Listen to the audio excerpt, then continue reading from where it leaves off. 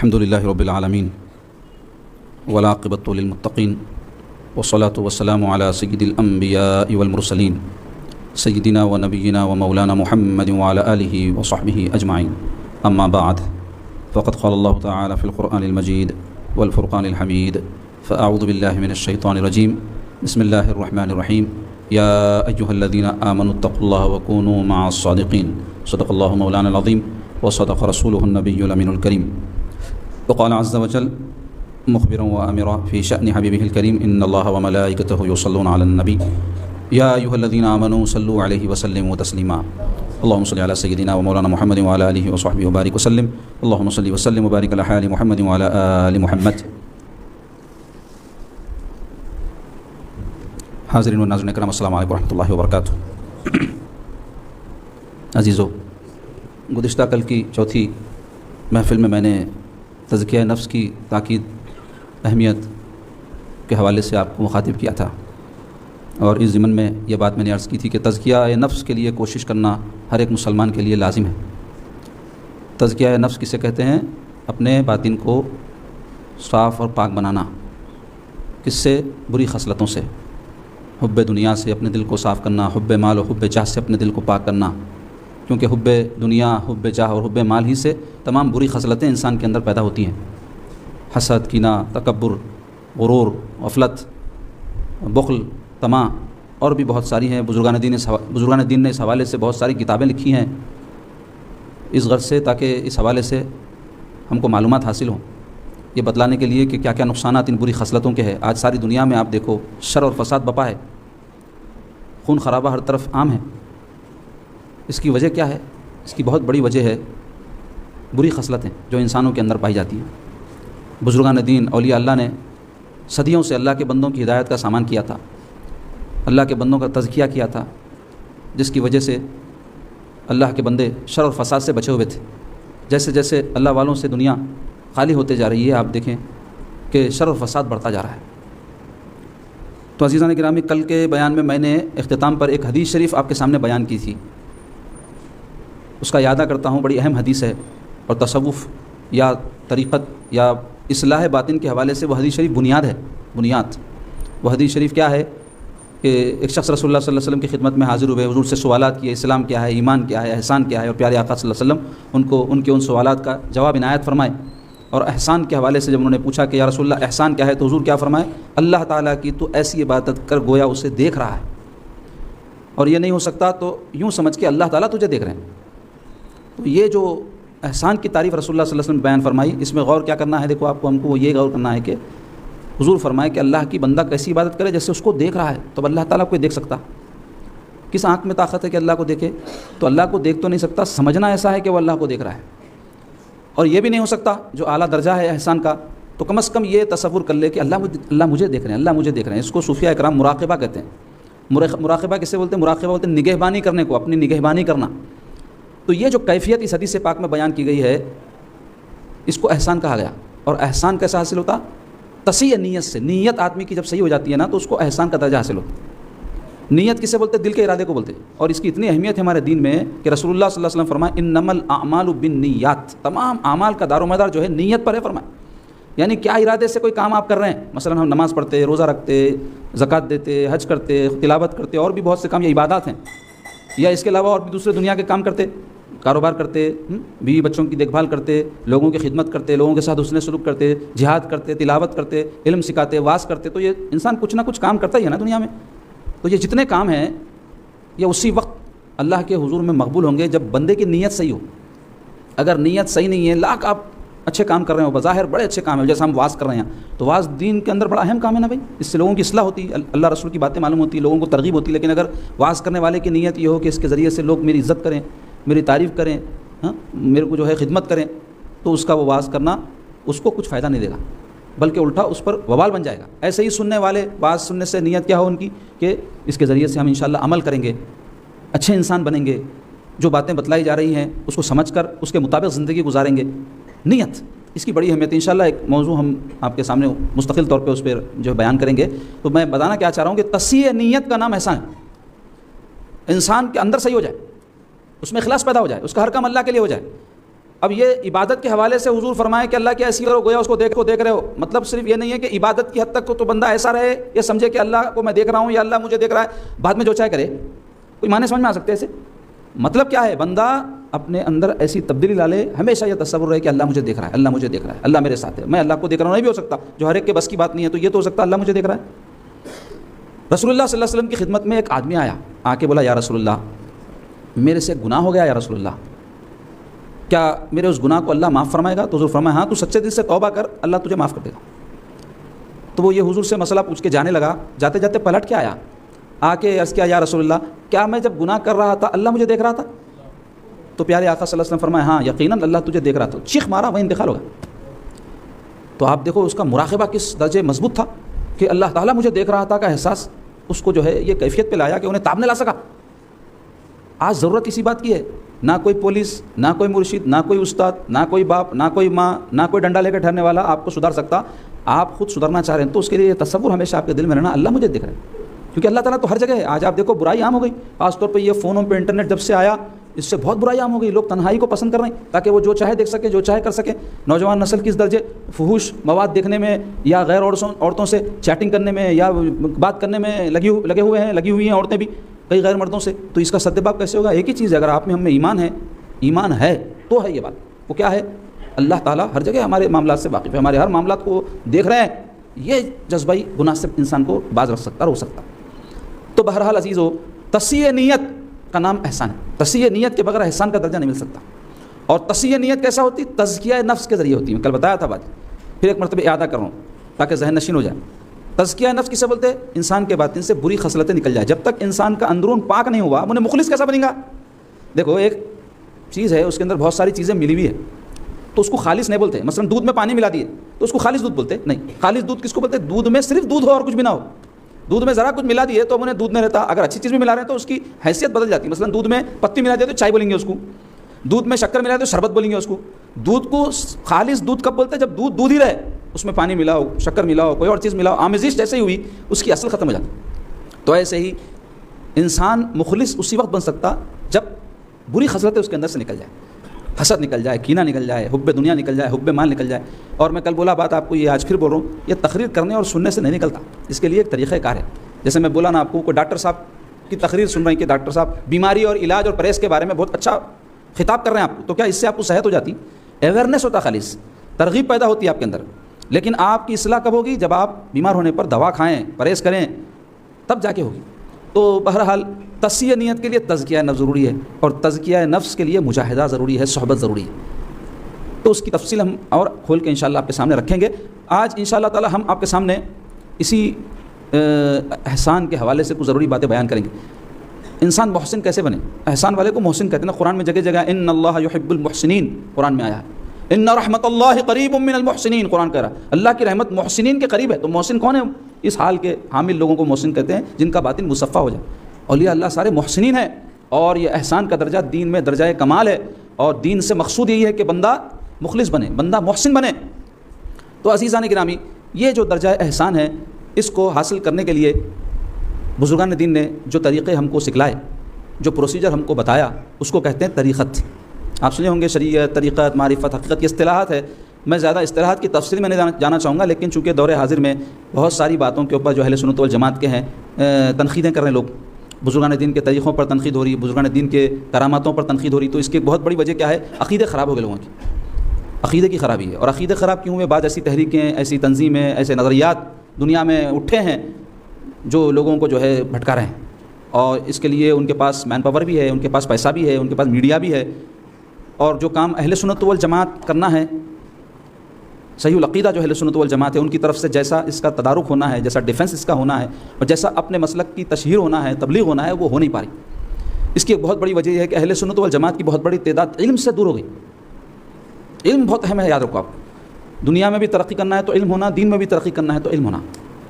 دنیا میں آج جو قومیں ترقی یافتہ ہیں، جیسا سب سے آج دنیا میں ترقی یافتہ ملک کون سا ہے؟ چائنا ہے۔ امریکہ کے بارے میں کہتے ہیں، رشیا جو کرنا ہے کر لیے، کر رہے بھی ہوں گے، مگر آج جو مثال دی جاتی ہے کہ ترقی دیکھنا ہے تو دیکھو چائنا کو دیکھو بولتے۔ تو یہ چائنا کی جو ترقی ہے یہ کیسا حاصل ہوئی؟ ان کی قوم کو انہوں نے ایجوکیٹ کیا، ان کی قوم کو انہوں نے اسکل والا بنایا، صلاحیتیں ان کے اندر پیدا کی، تعلیم کے ذریعے، تربیت کے ذریعے اپنے قوم کے ہر فرد کو ذمہ دار بنایا انہوں نے۔ کوئی چیز کو خالی ڈیولپ کر دینے سے وہ چیز ترقی نہیں کرتی. مثال کے طور پہ اگر ہم جو ہے اپنے گھر کو بہت اچھا بنا دیے, ٹائلس لگا دیے, ماربلہ لگا دیے, اچھے نلاں لگا دیے, خوبصورت بنا دیے اس کو, لیکن جو گھر میں رہنے والے لوگ ہیں ان میں سلیقہ نہیں ہے, تو کتنے دن گھر کی رونق باقی رہتی جناب؟ بچے دیواروں پہ تھوک دے رہے ہیں, عورتیں جھاڑو نہیں دے رہی, گھر میں صفائی نہیں ہو رہی, تو وہ گھر زیادہ دن تک خوبصورت باقی رہتا نہیں رہتا. بنا بھی لیا تو بگڑ جاتا. لیکن اگر کوئی نیا گھر نہیں بھی بنایا, شاندار ٹائلس نہیں بھی لگایا, گھر کی عورتیں بچے سلیقہ مند ہے, تو جھوپڑی بھی خوبصورت معلوم ہوتی, سکون نصیب ہوتا. تو یہ بات سمجھو. تو اپنی قوم کو ایجوکیٹ کرنے کی ضرورت ہے, اور قوم میں بھی ہمارے جو اہل سنت والجماعت کے لوگ ہیں ان کو ہم یہ جو مجالس منعقد کرتے ہیں ربیع الاول شریف میں, ربیع الثانی میں, یہ تو سالانہ ہمارا ایک مشن ہے. اس کے علاوہ ایک کنٹینیو مشن ہمارا جاری ہے. خانقاہ میں ہم جو دروس کا سلسلہ رکھے ہیں, تربیتی سلسلہ رکھے ہیں, منگل کو تصوف کا درس خانقاہ میں ہوتا ہے مغرب کی نماز کے بعد سے عشاء تک, اور اسی طرح بارگاہ شریف میں سرکار شریف انصار قبلہ کی ہر جمعرات کو عصر سے مغرب حلقہ اور بیان ہوتا ہے. اور سرکار کے شہزادے کی درگاہ شریف, چھوٹا احاطہ بولتے ہیں ہمارے بخشی کے نل کے قریب میں درگاہ شریف حضرت کے شہزادے عبداللہ شاہ شہید رحمۃ اللہ علیہ, وہاں ہر پیر کو مغرب سے عشاء کے بیچ میں ذکر ہوتا ہے اور درس قرآن ہوتا ہے. پھر یہاں خانقاہ شریف میں ہر اتوار کو ظہر کے بعد درس ہوتا ہے. تو یہ اتنا جو ہم سلسلہ رکھے ہیں کیوں ہے؟ ایک ہی مقصد ہے, وہ یہ ہے کہ ہم سے جو وابستہ ہیں, ہم سے جو جڑے ہوئے ہیں, ان کے حق ہم پر ہیں. وہ کیا ہے؟ ان کی ہم تربیت کریں, ان کی اصلاح کریں, ان کو دین کی بات پہنچائیں. ہمارا فریضہ ہے یہ. اگر ہم اس منصب پر ہے کہ یہ نہیں کریں گے, اللہ کے پاس جواب دار رہیں گے. اس خیال کے ساتھ ہم یہ سارے معاملات رکھتے ہیں. تو مختصر یہ عزیزو کہ ہم کو اہل سنت والجماعت کو خاص طور پہ جو ہمارا مسلک ہے, جو ہمارا طریقہ ہے, اس کے بارے میں علم حاصل کرنے کی ضرورت ہے. اس کی بڑی اہمیت ہے, بغیر اس کے ہماری اصلاح نہیں ہو سکتی. از ابتدا تا انتہا یہی ایک فارمولہ ہے. رسول اللہ صلی اللہ علیہ وسلم پر سب سے پہلی وحی کون سی نازل ہوئی؟ سورہ علق کی ابتدائی آیات. وہ کیا ہے؟ اقرأ بسم ربک الذی خلق خلق الانسان من علق اقرأ وربک الاکرم الذی علم بالقلم. اللہ توفیق دے, گھر کو جاؤ, یہ آیات جو میں پڑھا سورہ علق کی ابتدائی آیات, اس کا ترجمہ تو بھی پڑھ لو. اگر تفسیر پڑھنے کی توفیق نہیں ہوئی تو اس میں اللہ تبارک و تعالیٰ پڑھنے پڑھانے کی تاکید فرما رہے ہیں. پہلی وحی میں ہی حکم ہو رہا ہے پڑھنے پڑھانے کا. تو کیا پتہ چلا؟ پڑھنے پڑھانے کے بغیر اصلاح نہیں ہو سکتی, نہ دین کے حساب سے نہ دنیا کے حساب سے. تو مختصر یہ عزیزو کہ احسان جو ہے وہ طریقت کے ذریعے حاصل ہوتا ہے. تو طریقت کے حوالے سے بات نکلی تو میں بتایا کہ اہل سنت پہ تنقید ہوتی ہے. طریقت کیا ہے؟ ہم تو شریعت کو جانتے, خالی اس قسم کی باتیں کرتے ہیں. طریقت ایک نیا طریقہ ہے, یہ صوفیہ نکال لیے سو ہے, بزرگان نے نکال لیے سو, ایسا ہی آج کل کے جوہلا بول رہے ہیں. حالانکہ جو بڑے بڑے اہل علم گزرے, مفسرین, محدثین, فقہاء, بڑے بڑے محققین, وہ سب جو ہے جانتے تھے یہ علوم کیا ہیں. دیکھو رسول اللہ صلی اللہ علیہ وسلم کے زمانے میں نہ علم تفسیر اس طرح تھا جیسے آج ہے, نہ علم حدیث, نہ علم فقہ, اور نہ کوئی اسلامی علوم جو آج جس صورت میں ہے حضور کے زمانے میں نہیں تھے. رسول اللہ صلی اللہ علیہ وسلم کے بعد میں جب ان علوم کی تدوین شروع ہوئی, تدوین مطلب جمع کرنا, قرآن پاک جمع ہوا, پھر اس کے بعد اس کے اوپر اعراب لگے, پھر اس کے بعد میں اس کے الفاظ کے معنی کا تعین رسول اللہ صلی اللہ علیہ وسلم کے ارشادات کی روشنی میں کیا گیا, تفسیر کا علم ظہور میں آ گیا. رسول اللہ صلی اللہ علیہ وسلم کے ارشادات پاک صحابہ کو زبانی یاد تھے, صحابہ اس پر عمل پیرا رہتے تھے. بعد میں چل کر کے احادیث جمع ہونا شروع ہوئی کہ رسول اللہ صلی اللہ علیہ وسلم یہ فرمائے, حضور یہ کرے, حضور یہ بات پہ خاموش رہے. تو ایک کام اس پر جب ہونے لگا تو وہ علم حدیث ڈیولپ ہوا اس سے, اور بھی اس کے ساتھ بہت سارے اصول کے علوم حدیث سے متعلقہ ظہور میں آئے. تو ایسے ہی رسول اللہ صلی اللہ علیہ وسلم کے زمانے میں جو روحانیت تھی, جس پر صحابہ عمل کرتے تھے اور برکات رسول اللہ حاصل کرتے تھے, حضور پاک صلی اللہ علیہ وسلم کے بعد جب دوسرے لوگوں کے پاس وہ چیزیں پہنچی تو انہوں نے اس کی حفاظت کے لیے جو طریقے اختیار کیے, اس سے ایک علم ڈیولپ ہوا, اس کو بولتے ہیں تصوف. تو تصوف کا جو علم ہے وہ کیا ہے؟ طریقت جس کو کہتے ہیں وہ کیا ہے؟ باطنی اصلاح کے اصول اور ضابطے. دیکھو شریعت کسے کہتے ہیں پہلے آپ سمجھو تو طریقت آپ کو آسانی سے سمجھ میں آئے گی. شریعت کے تو سبھی قائل ہے نا بھائی, یعنی اہل سنت بھی قائل ہے, بدعقیدہ بھی قائل ہے, جو بھی مسلمان ہیں انہیں بولتا شریعت. شریعت کو ہر کوئی مانتا, اگر نہیں مانا تو انہیں مسلمان ہی نہ رہتا, کیونکہ شریعت بولتے کسے؟ شریعت کے لغوی معنی تو ہے بڑے راستے کو, بڑا راستہ جس پر سب چلے, اس کو بولتے شریعت. اور اصطلاح شریعت میں شریعت کہتے ہیں قانون کو جو اللہ اس کے رسول نے ہم کو دیا ہے. اور یہ قانون ہم کو کیسا ملا, اس کے ماخذ کیا ہے, اس کی اصل کیا ہے؟ قرآن اور سنت رسول اللہ صلی اللہ علیہ وسلم, احادیث. اس کے ذریعے سے ہم کو قوانین ملے نا. قانون بولے تو جو کام کرنے کے ہیں یا جو کام نہیں کرنے کے ہیں وہی قانون کہلاتا ہے. مثلا آپ دنیا میں دیکھو, دنیاوی اعتبار سے جو قوانین ہیں ہمارے, کئی ایسے کام ہیں جو کرنے کے اگر آپ نہیں کریں گے تو سزا ملے گی آپ. کئی کام ایسے ہیں جس سے آپ کی گورنمنٹ, آپ کا قانون منع کرتا ہے آپ کو, اگر آپ کو کریں گے تو آپ کو اس پہ بھی سزا ملے گی. مثلا آپ کو حکم دیا گیا ہے کہ سڑک پر جب چلیں ریڈ سگنل آ جائے تو رک جانا. تو یہ اب یہاں آپ کچھ چلیں گے آگے تو خلاف ورزی ہوگی تو سزا ملے گی, قانون نہیں ہے. ایسے ہی کسی کو مار پیٹ کرنا قانون جرم ہے, اگر آپ کسی کو مار پیٹ کریں گے آپ کو پولیس پکڑ کے لے جاتی اور سزا ہوتی جو بھی قانون ہے اس کے مطابق, یا اور بھی بے شمار قوانین ہے نا. تو ایسے ہی قوانین میں ہوتا کیا ہے, کرنے اور نہیں کرنے کے کام ہوتے ہیں. تو ہمارا جو دین ہے جس کے ذریعے سے ہم کو قوانین ملے وہ قرآن حدیث سے ملے ہم کو. تو یہ جو قوانین ہیں ان کو بولتے ہیں شریعت. تو وہ قوانین عقائد کے حوالے سے بھی ہے کہ یہ عقیدہ رکھنا ہے, یہ عقیدہ نہ رکھنا ہے, توحید کا عقیدہ رکھنا, شرک کا عقیدہ نہ رکھنا. رسولوں کی عظمت سب سے زیادہ ہے, اس کے علاوہ دوسرے جو ہے ان کی عظمت رسولوں کے برابر نہیں ہو سکتی, یہ عقیدہ رکھنا وہ نہیں رکھنا, ایسا یہ پورے عقائد کے پورے اصول ہیں, اس کو بولتے ہیں شریعت. اسی طرح عبادات کے پورے آپ کو قوانین بتائے گئے، طہارت کے مسائل بتائے گئے، نماز پڑھنے کے طریقے بتائے گئے، روزے رکھنے کے طریقے بتائے گئے، یہ قانون ہے عبادات کے حوالے سے۔ اسی طرح حلال اور حرام کے حوالے سے قوانین ہیں، معاملات کے حوالے سے قوانین ہیں، معاشرت کے حوالے سے قوانین ہیں، اخلاقیات کے حوالے سے قوانین، یہ سب کو بولتے ہیں شریعت۔ تو ایک مسلمان کے اوپر لازم ہے کہ یہ جو قوانین ہے، یہ جو شریعت ہے، اس پر عمل کرے، عقائد میں بھی ان باتوں کو مانے جو ماننے کا اللہ رسول حکم دیے اور اس سے بچے جس سے اللہ رسول منع کر دی۔ عبادات میں جو طریقے اللہ رسول بتایا اس کے مطابق ہی عبادت کرے گا تو وہ عبادت کہلائے گی۔ اپنی مرضی سے کچھ طریقہ نکال کے میرے کو بہت اچھا دکھ رہا بلکہ کرے تو قبول ہی نہیں ہوتی وہ عبادت۔ معاملات میں بھی سچائی، امانت داری، دیانت داری، یہ سب چیزوں کا لحاظ رکھے۔ اخلاقیات کے اندر اچھی اچھی خصلتیں اپنے اندر پیدا کرے، بری خصلتوں سے اپنے کو بچائے۔ معاشرت مسلمانوں کی پردہ ہے، رہن سہن ہے، یہ سب معاشرت کہلاتا ہے، اس کے اصول ہیں، اس کو عمل میں لائے تو یہ شریعت ہے۔ لیکن عزیزو آپ مجھے بتاؤ، کیا ایک مسلمان کو صرف فرضی طور پہ، رسمی طور پہ ان چیزوں پہ عمل کر لینا ہے؟ بس نماز پڑھ لے رہے ہیں، فریضہ ادا ہو گیا، تو کوئی مفتی صاحب کے جا کے پوچھیں گے 5 وقتہ نمازی بندہ ہے، اس کا کیا حکم ہے؟ تو بولیں گے بھائی نے بے نمازی کے حکم میں نہیں آتا، نمازی بولے پڑھ لیا تو نمازی بولیں گے، روزے رکھ لیا روزے دار بولیں گے، حلال حرام کا لحاظ کر لیا اچھا مسلمان بولیں گے اس کو۔ لیکن کیا یہ کام صرف رسمی طور پہ کرنا ہے ہم کو؟ جیسے ایک آدمی ہے آفس کو جاتا، صبح جاتا، شام میں آتا، روزانہ اپنی ڈیوٹی پوری کرتا، گھر کو آ جاتا، تو اس میں اور ہمارے دین میں جس کو واقعتاً دینداری بولتے ہیں بہت بڑا فرق ہے۔ وہ کیا ہے کہ بندہ ان کاموں کو جس کو دین سمجھ کے کرتا ہے دل کی گہرائیوں سے کرے، اخلاص کے ساتھ کرے، اللہ رسول کی محبت میں کرے، اللہ رسول کو راضی کرنے کرے، فرضی طور پہ ڈیوٹی کے طور پہ نہ کرے۔ یعنی نماز ایسا نہیں ہے کہ 4 رکعت پڑھنا ہے پڑھ لے، نہیں، پورے خشوع و خضوع کے ساتھ پڑھے، اطمینان کے ساتھ، رجوع اللہ ہو کر پڑھے، اللہ کی یاد دل میں پیدا ہو، ایسے جذبے کے ساتھ پڑھے۔ تو یہ جو کیفیت پیدا کرنا ہے نا، یہ جو جس کو آپ دینداری اور اخلاص سمجھتے ہیں، اس کو کہتے ہیں طریقت۔ تو مجھے بتاؤ، شریعت اور طریقت الگ الگ ہے؟ ہرگز الگ نہیں ہے۔ ظاہری ڈھانچے کا نام شریعت ہے، باطنی کیفیت کا نام طریقت ہے۔ تو طریقت آپ کو درجہ احسان کی طرف لے جاتی ہے۔ یہ جو کیفیت حضور فرمایا نا، اللہ کی ایسی عبادت کرو گویا اللہ کو دیکھ رہے ہو، یہ نہیں تو یہ سمجھو اللہ تم کو دیکھ رہا ہے، یہ پیدا ہوگی طریقت کے طریقوں پر عمل کرنے سے۔ اب اس کو ایک مثال سے میں سمجھاتا ہوں آپ کہ شریعت اور طریقت کو الگ الگ چیز نہیں ہے، ایک ہی سکے کے 2 رخ ہے۔ اس کی مثال کیسی ہے؟ ایک بہت بڑی روڈ ہے شریعت بولانا میں آپ کو، شریعت کے معنی ہے بڑی سڑک کے۔ آپ دیکھے ہوں گے کبھی بڑی سڑکوں پہ جب آپ جاتے ہیں تو اس پر ٹریکنگ رہتی، ٹریکس بنے ہوئے رہتے۔ خود ہمارے شہروں میں کوئی بڑی سڑک ہے تو فٹ پاتھ سے شروع ہوتی، وہ فٹ پاتھ کے بعد میں پھر ایک ٹریک رہتا ہے، پھر اس کے بعد اور ایک ٹریک رہتا ہے، پھر بیچ میں ایک لکیر رہتی، پھر ادھر ٹریک رہتا ہے، پھر اس کے بعد ادھر 3 کوئی بڑی سڑک ہو تو 4 5 بھی ٹریک رہتے۔ تو وہ جو ٹریک بنے ہوئے ہیں نا، وہ کیوں ہیں؟ سیف سائڈ جانے کے لیے، اور اپنے اپنے رفتار کی گاڑی اس پر جاتی ہے۔ بڑے گاڑیوں کے لیے ایک ٹریک ہے، اس سے کم رفتار والے گاڑیوں کے لیے ایک ٹریک ہے، پیدل چلنے والوں کے لیے فٹ پاتھ ہے۔ چلتے تو سبھی ہیں اس پر، پیدل چلنے والا بھی اسی سڑک پر چل رہا ہے، 4 پہیوں کی گاڑی والا بھی اسی پر چل رہا ہے، لاری جو بڑی گاڑی ہے وہ بھی اس پہ چل رہی ہے، 2 ویلر بھی اس پہ چل رہی ہے، آٹو بھی اس پہ چل رہا ہے، سب اپنے اپنی رفتار کے مطابق اپنے اپنے ٹریک پر چل رہے ہیں۔ تو یہ جو ٹریک ہی ہے وہ طریقت ہے۔ چل تو سب بڑی روڈ پر ہی رہے ہیں لیکن اپنے اپنے ایک انداز سے چل رہے ہیں، اس انداز کو کہتے ہیں طریقت۔ تو یہ جو انداز ہے یہ کیا ہے؟ بزرگان دین، یہ سلسلے، یہ سمجھ لو 4 اگر ٹریک ہے تو 4 مشہور سلسلے ہیں، ہر ایک ٹریک کے اوپر ایک ایک بزرگ چلے اور ان کے پیچھے پیچھے ان کے قدموں پر جو ہے اپنے سروں کو رکھ کر لوگ چلے، اور پہنچنا کہاں ہے؟ وہ سڑک جاتی ہے کہ جگہ ہے وہ اللہ کی رضا کی طرف لے جاتی ہے، لیکن شرط یہ ہے کہ آدمی صحیح طریقے سے چلے۔ تو ہر ایک کی رفتار الگ الگ ہے۔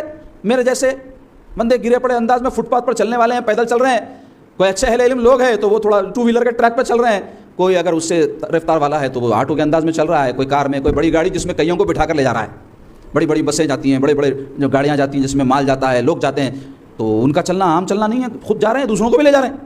تو بس ایسے ہی ہے طریقت اور شریعت کا معاملہ، اس کے فرق کو سمجھ لو کہ کوئی اس میں علیحدہ علیحدہ معاملہ نہیں ہے، شریعت اور طریقت ایک ہی چیز کے نام ہے۔ اور مثالیں اس کی بہت سی دی گئی ہیں، جیسے آپ دیکھو دودھ پیتے ہیں ہم، آپ دودھ کے اندر مسکا نکلتا، گھی نکلتا، ملائی نکلتی، تو وہ کیا علیحدہ طور پہ کوئی ڈالتے لا کے دودھ میں؟ ملائی دودھ میں سے ہی نکلتی ہو، محنت کر کے نکال لینا رہتا۔ تو ایسے ہی شریعت کی مثال دودھ کی سی ہے، اور طریقت، حقیقت، معرفت کی مثال کیا ہے؟ ملائی، گھی، مسکے کی ہے، جو جتنی محنت کرا اتنی چیز نکال لیتا، اور محنت کرنا پڑے گا، بغیر اس کے حاصل نہیں ہوتی۔ تو کوئی علیحدہ چیز نہیں ہے، یہ بتانا چاہ رہا ہوں میں، وہ بھی اس واسطے کہ دور حاضر میں ایسا باور کرایا جا رہا کہ یہ جو صوفیاء کرام ہے، بزرگان دین ہے، تم کو جو باتیں بتاتے ہیں مراقبہ کرو یا ذکر کرو، یہ سب کہاں ہے شریعت میں؟ ارے نادان، تو نہیں جانتا، تیری عقل اور تیری سمجھ اور تیری سوچ بہت کم درجے کی ہے۔ بڑے بڑے اللہ والوں نے انہی طریقوں سے اللہ تعالیٰ تک رسائی حاصل کی ہے، 1 دن 2 دن کی بات نہیں ہے، اسلام کی صدیوں کی تاریخ اس بات کی گواہ ہے کہ جتنے اللہ والے ذکر کے، مراقبے کے اور مشاغل کے قائل تھے، اللہ تعالیٰ نے روحانیت میں ان کو اعلیٰ اعلیٰ مراتب عطا کیے، نہ صرف خود وہ اللہ تک پہنچے بلکہ اللہ کے لاکھوں بندوں کو انہوں نے اللہ تک پہنچایا ہے۔ تو بہرحال عزیزو، جیسے میں نے عرض کیا کہ یہ جو احسان کا درجہ ہے، اس کو حاصل کرنے کے واسطے انسان کو جو ہے کوئی رہنما کی ضرورت ہوتی ہے۔ کیوں بولے تو دیکھو، یہ جو راہ ہے نا، طریقت کی راہ، اس کے اوپر شیطان اور نفس 2 بڑے خطرناک دشمن انسان کے بیٹھے ہوئے۔ شیطان وسوسے ڈالتا، سستی پیدا کرتا، اللہ سے دور کرنا اس کا کام ہی ہے، انہیں بیٹھا اس واسطے، انہیں اللہ سے وعدہ کر کے آیا وہاں سے جب دھتکارا گیا تو میں تیرے بندوں کو بھٹکاؤں گا. آدم علیہ السلام کی وجہ سے اس کا ایسا خیال ہے کہ وہ جنت سے نکالا گیا ہے اور ان کی اولاد کا دشمن ہے، بھٹکانے میں لگا ہوا ہے. قیامت تک اس کا یہ رول ہے، وہ ادا کرتا رہے گا. دوسرے انسان کا نفس جو ہوتا ہے نا، نفس بولے تو جان، اور نفس بولے تو جان بولے تو خواہشات سے جڑی ہوئی ہے. جب تک انسان زمین پہ ہے اس کو خواہشات ہے، چاہ اندر سے کچھ تو بھی ہونا. آدمی بستر پہ ہی پڑا ہوا رہا، ذرا بھی ہوش رہا تو یہ لاؤ وہ لاؤ، یہ ہونا وہ ہونا، مرے تک ہے، قبر میں گئے تک ہے. یہ تو یہ ہر ایک کو اندر سے لگا ہوا ہے. تو یہ دو چیزیں انسان کے دشمن ہیں. اور شیطان کو بھی بزرگان دین کہے ہیں غلبہ حاصل ہوتا ہے انسان پر نفس کی وجہ سے. اور نفس کے کیفیات کے اعتبار سے الگ الگ نام ہیں. جیسے دیکھو یہ سب تفصیلات قرآن مجید میں بھی موجود ہے، یہ کوئی خود ساختہ باتیں نہیں ہیں. تفصیل خالی ہم کو بزرگان دین اولیاء اللہ کھول کھول کے بتائے. جیسے کوئی آدمی ہے اس کے جسم کے اندر بیماری ہوتی ہے تو انہیں تو نہیں سمجھ سکتا، لیکن جو ڈاکٹر ہوتا ہے، ماہر ہوتا ہے، جو محقق ہوتا ہے، تحقیق کرنے والا ہوتا ہے، انہیں سب بتاتا. آپ کو دیکھو یہاں کئی تو ڈاکٹروں میں آپ گئے تو دیکھو ہڈی ٹوٹ گئی تو گھٹنے کا ڈائیگرام ڈال کے بتاتا، دیکھو یہ حصہ تمہارا ٹوٹ گیا، دیکھو یہاں ایسا ہو گیا. یا کوئی کڈنی کے ڈاکٹر کرنے کے پتھر آ گیا تو بتاتا دیکھو یہاں پتھرے آ گئے تمہارے کو کڈنی میں، ایکس رے میں یہاں بتا رہا ہے، کیونکہ ہم ٹیکنیکلی نہیں سمجھ سکتے تو انہیں ہم کو کیا کرتا آسان کر کے بتاتا. تو ایسے ہی بزرگان دین بھی کیا کرے، ہم کو اصلاح کے لیے، ہماری تربیت کے لیے ہم کو کئی چیزیں آسان کر کے بتائیں. تو نفس کے حوالے سے بھی بزرگان دین ہم کو بتائے کہ دیکھو جان تو ایک ہی ہے انسان کی، مگر اس کے کیفیات کے اعتبار سے اس نفس کے مختلف نام ہیں. ایک ہے نفس امارہ. بولے نفس امارہ کس کو بولتے ہیں؟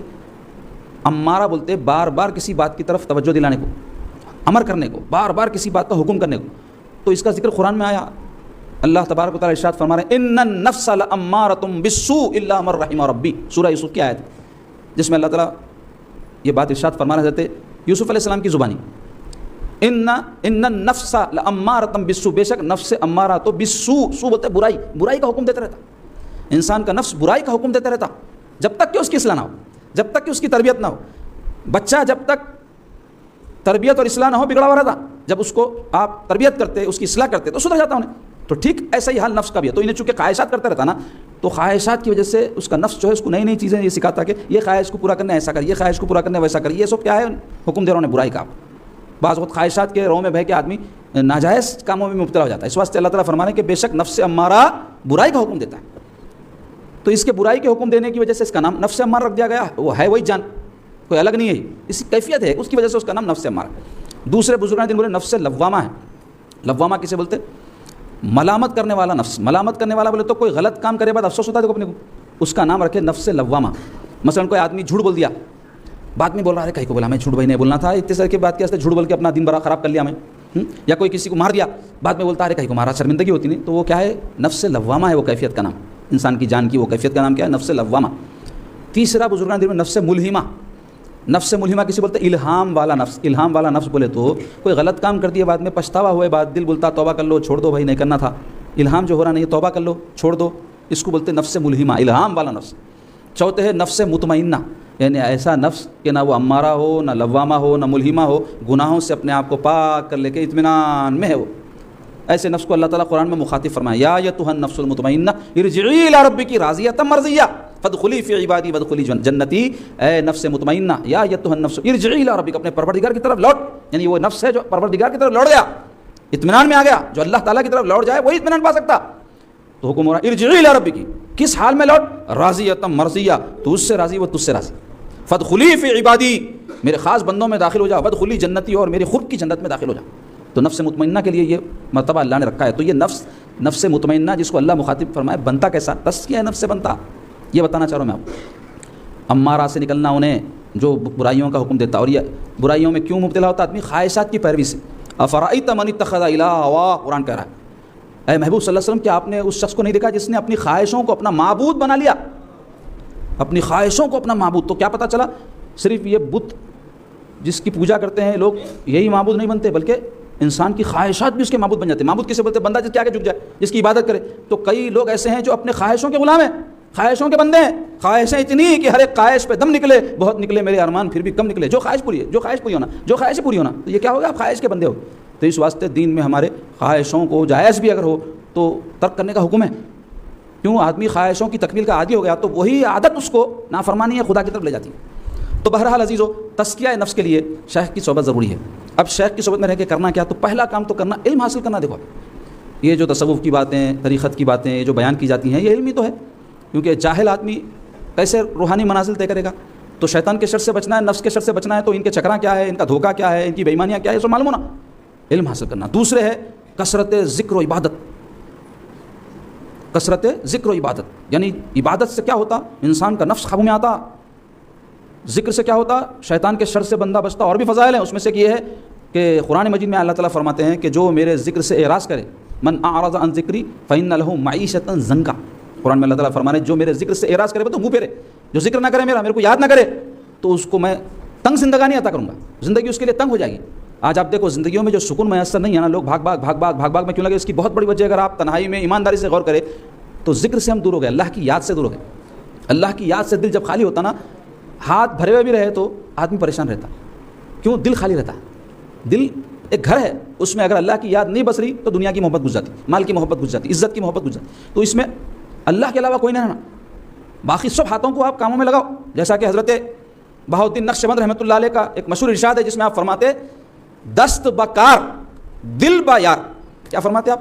دست بکار کے معنی ہے ہاتھ کام میں لگے رہیں، دل با یار، اور دل اللہ کی طرف لگا رہے. بس یہی کرنا ہے آپ کو. یہ نہیں کہا گیا کہ کام کاج چھوڑ دو، بیوی بچوں کو چھوڑ دو، جنگل میں جا کے بیٹھ جاؤ. اسلامی تصوف نہیں ہے یہ. بزرگان دین کی زندگیاں اٹھا کر پڑھو آپ کہ وہ کیسے عظیم کارنامے انجام دے کے گئے دنیا سے. جنگلوں میں جا کے تو صرف اصلاح کے لیے، تربیت کے لیے ایک وقت تک کے واسطے بیٹھے تو بیٹھے ہوں گے. اگر جنگل میں رہ کے جنگل میں ہی ان کی زندگی ہو جاتی تو آپ کو معلوم ہی کیسا ہوتا تھا کہ غوث پاک کون ہے؟ آپ کو معلوم کیسا ہوتا تھا غریب نواز کون ہے؟ بہاؤالدین نقشبند کون ہے؟ یہ جب تربیت ان کے نفس کو کرنی تھی وہ گئے ضرور، تزکیہ نفس کے لیے مجاہدات کیے، لیکن پھر آ کر کے ساری دنیا میں دین کا ڈنکا بچا دیے. تو دست بکار دل بجار، دل کو اللہ کی یاد میں. اس کے واسطے آپ کو شیخ کی صحبت میں بیٹھ کے ذکر کے طریقے سیکھنا پڑیں گا. ہاں یوں زبان سے ذکر کرنا، تسبیح پڑھ لینا، کلمہ پڑھ لینا، یہ کرنا ہر مسلمان کا کام. لیکن اللہ اگر توفیق دے، چاہتے ہیں دل ذاکر بن جائے تو اس کے لیے محنت کرنا پڑتا، کیونکہ دل ادھر ادھر بھاگتا رہتا. کیونکہ دل کا کام یہ بڑھتے رہنا. قلب بولتے عربی میں دل کو. کیا بولتے؟ قلب. قلب کے معنی کیا ہوتے ہیں؟ پلٹنے والے کو بولتے ہیں. ادھر پلٹتا ادھر پلٹتا، ادھر پلٹتا ادھر پلٹتا.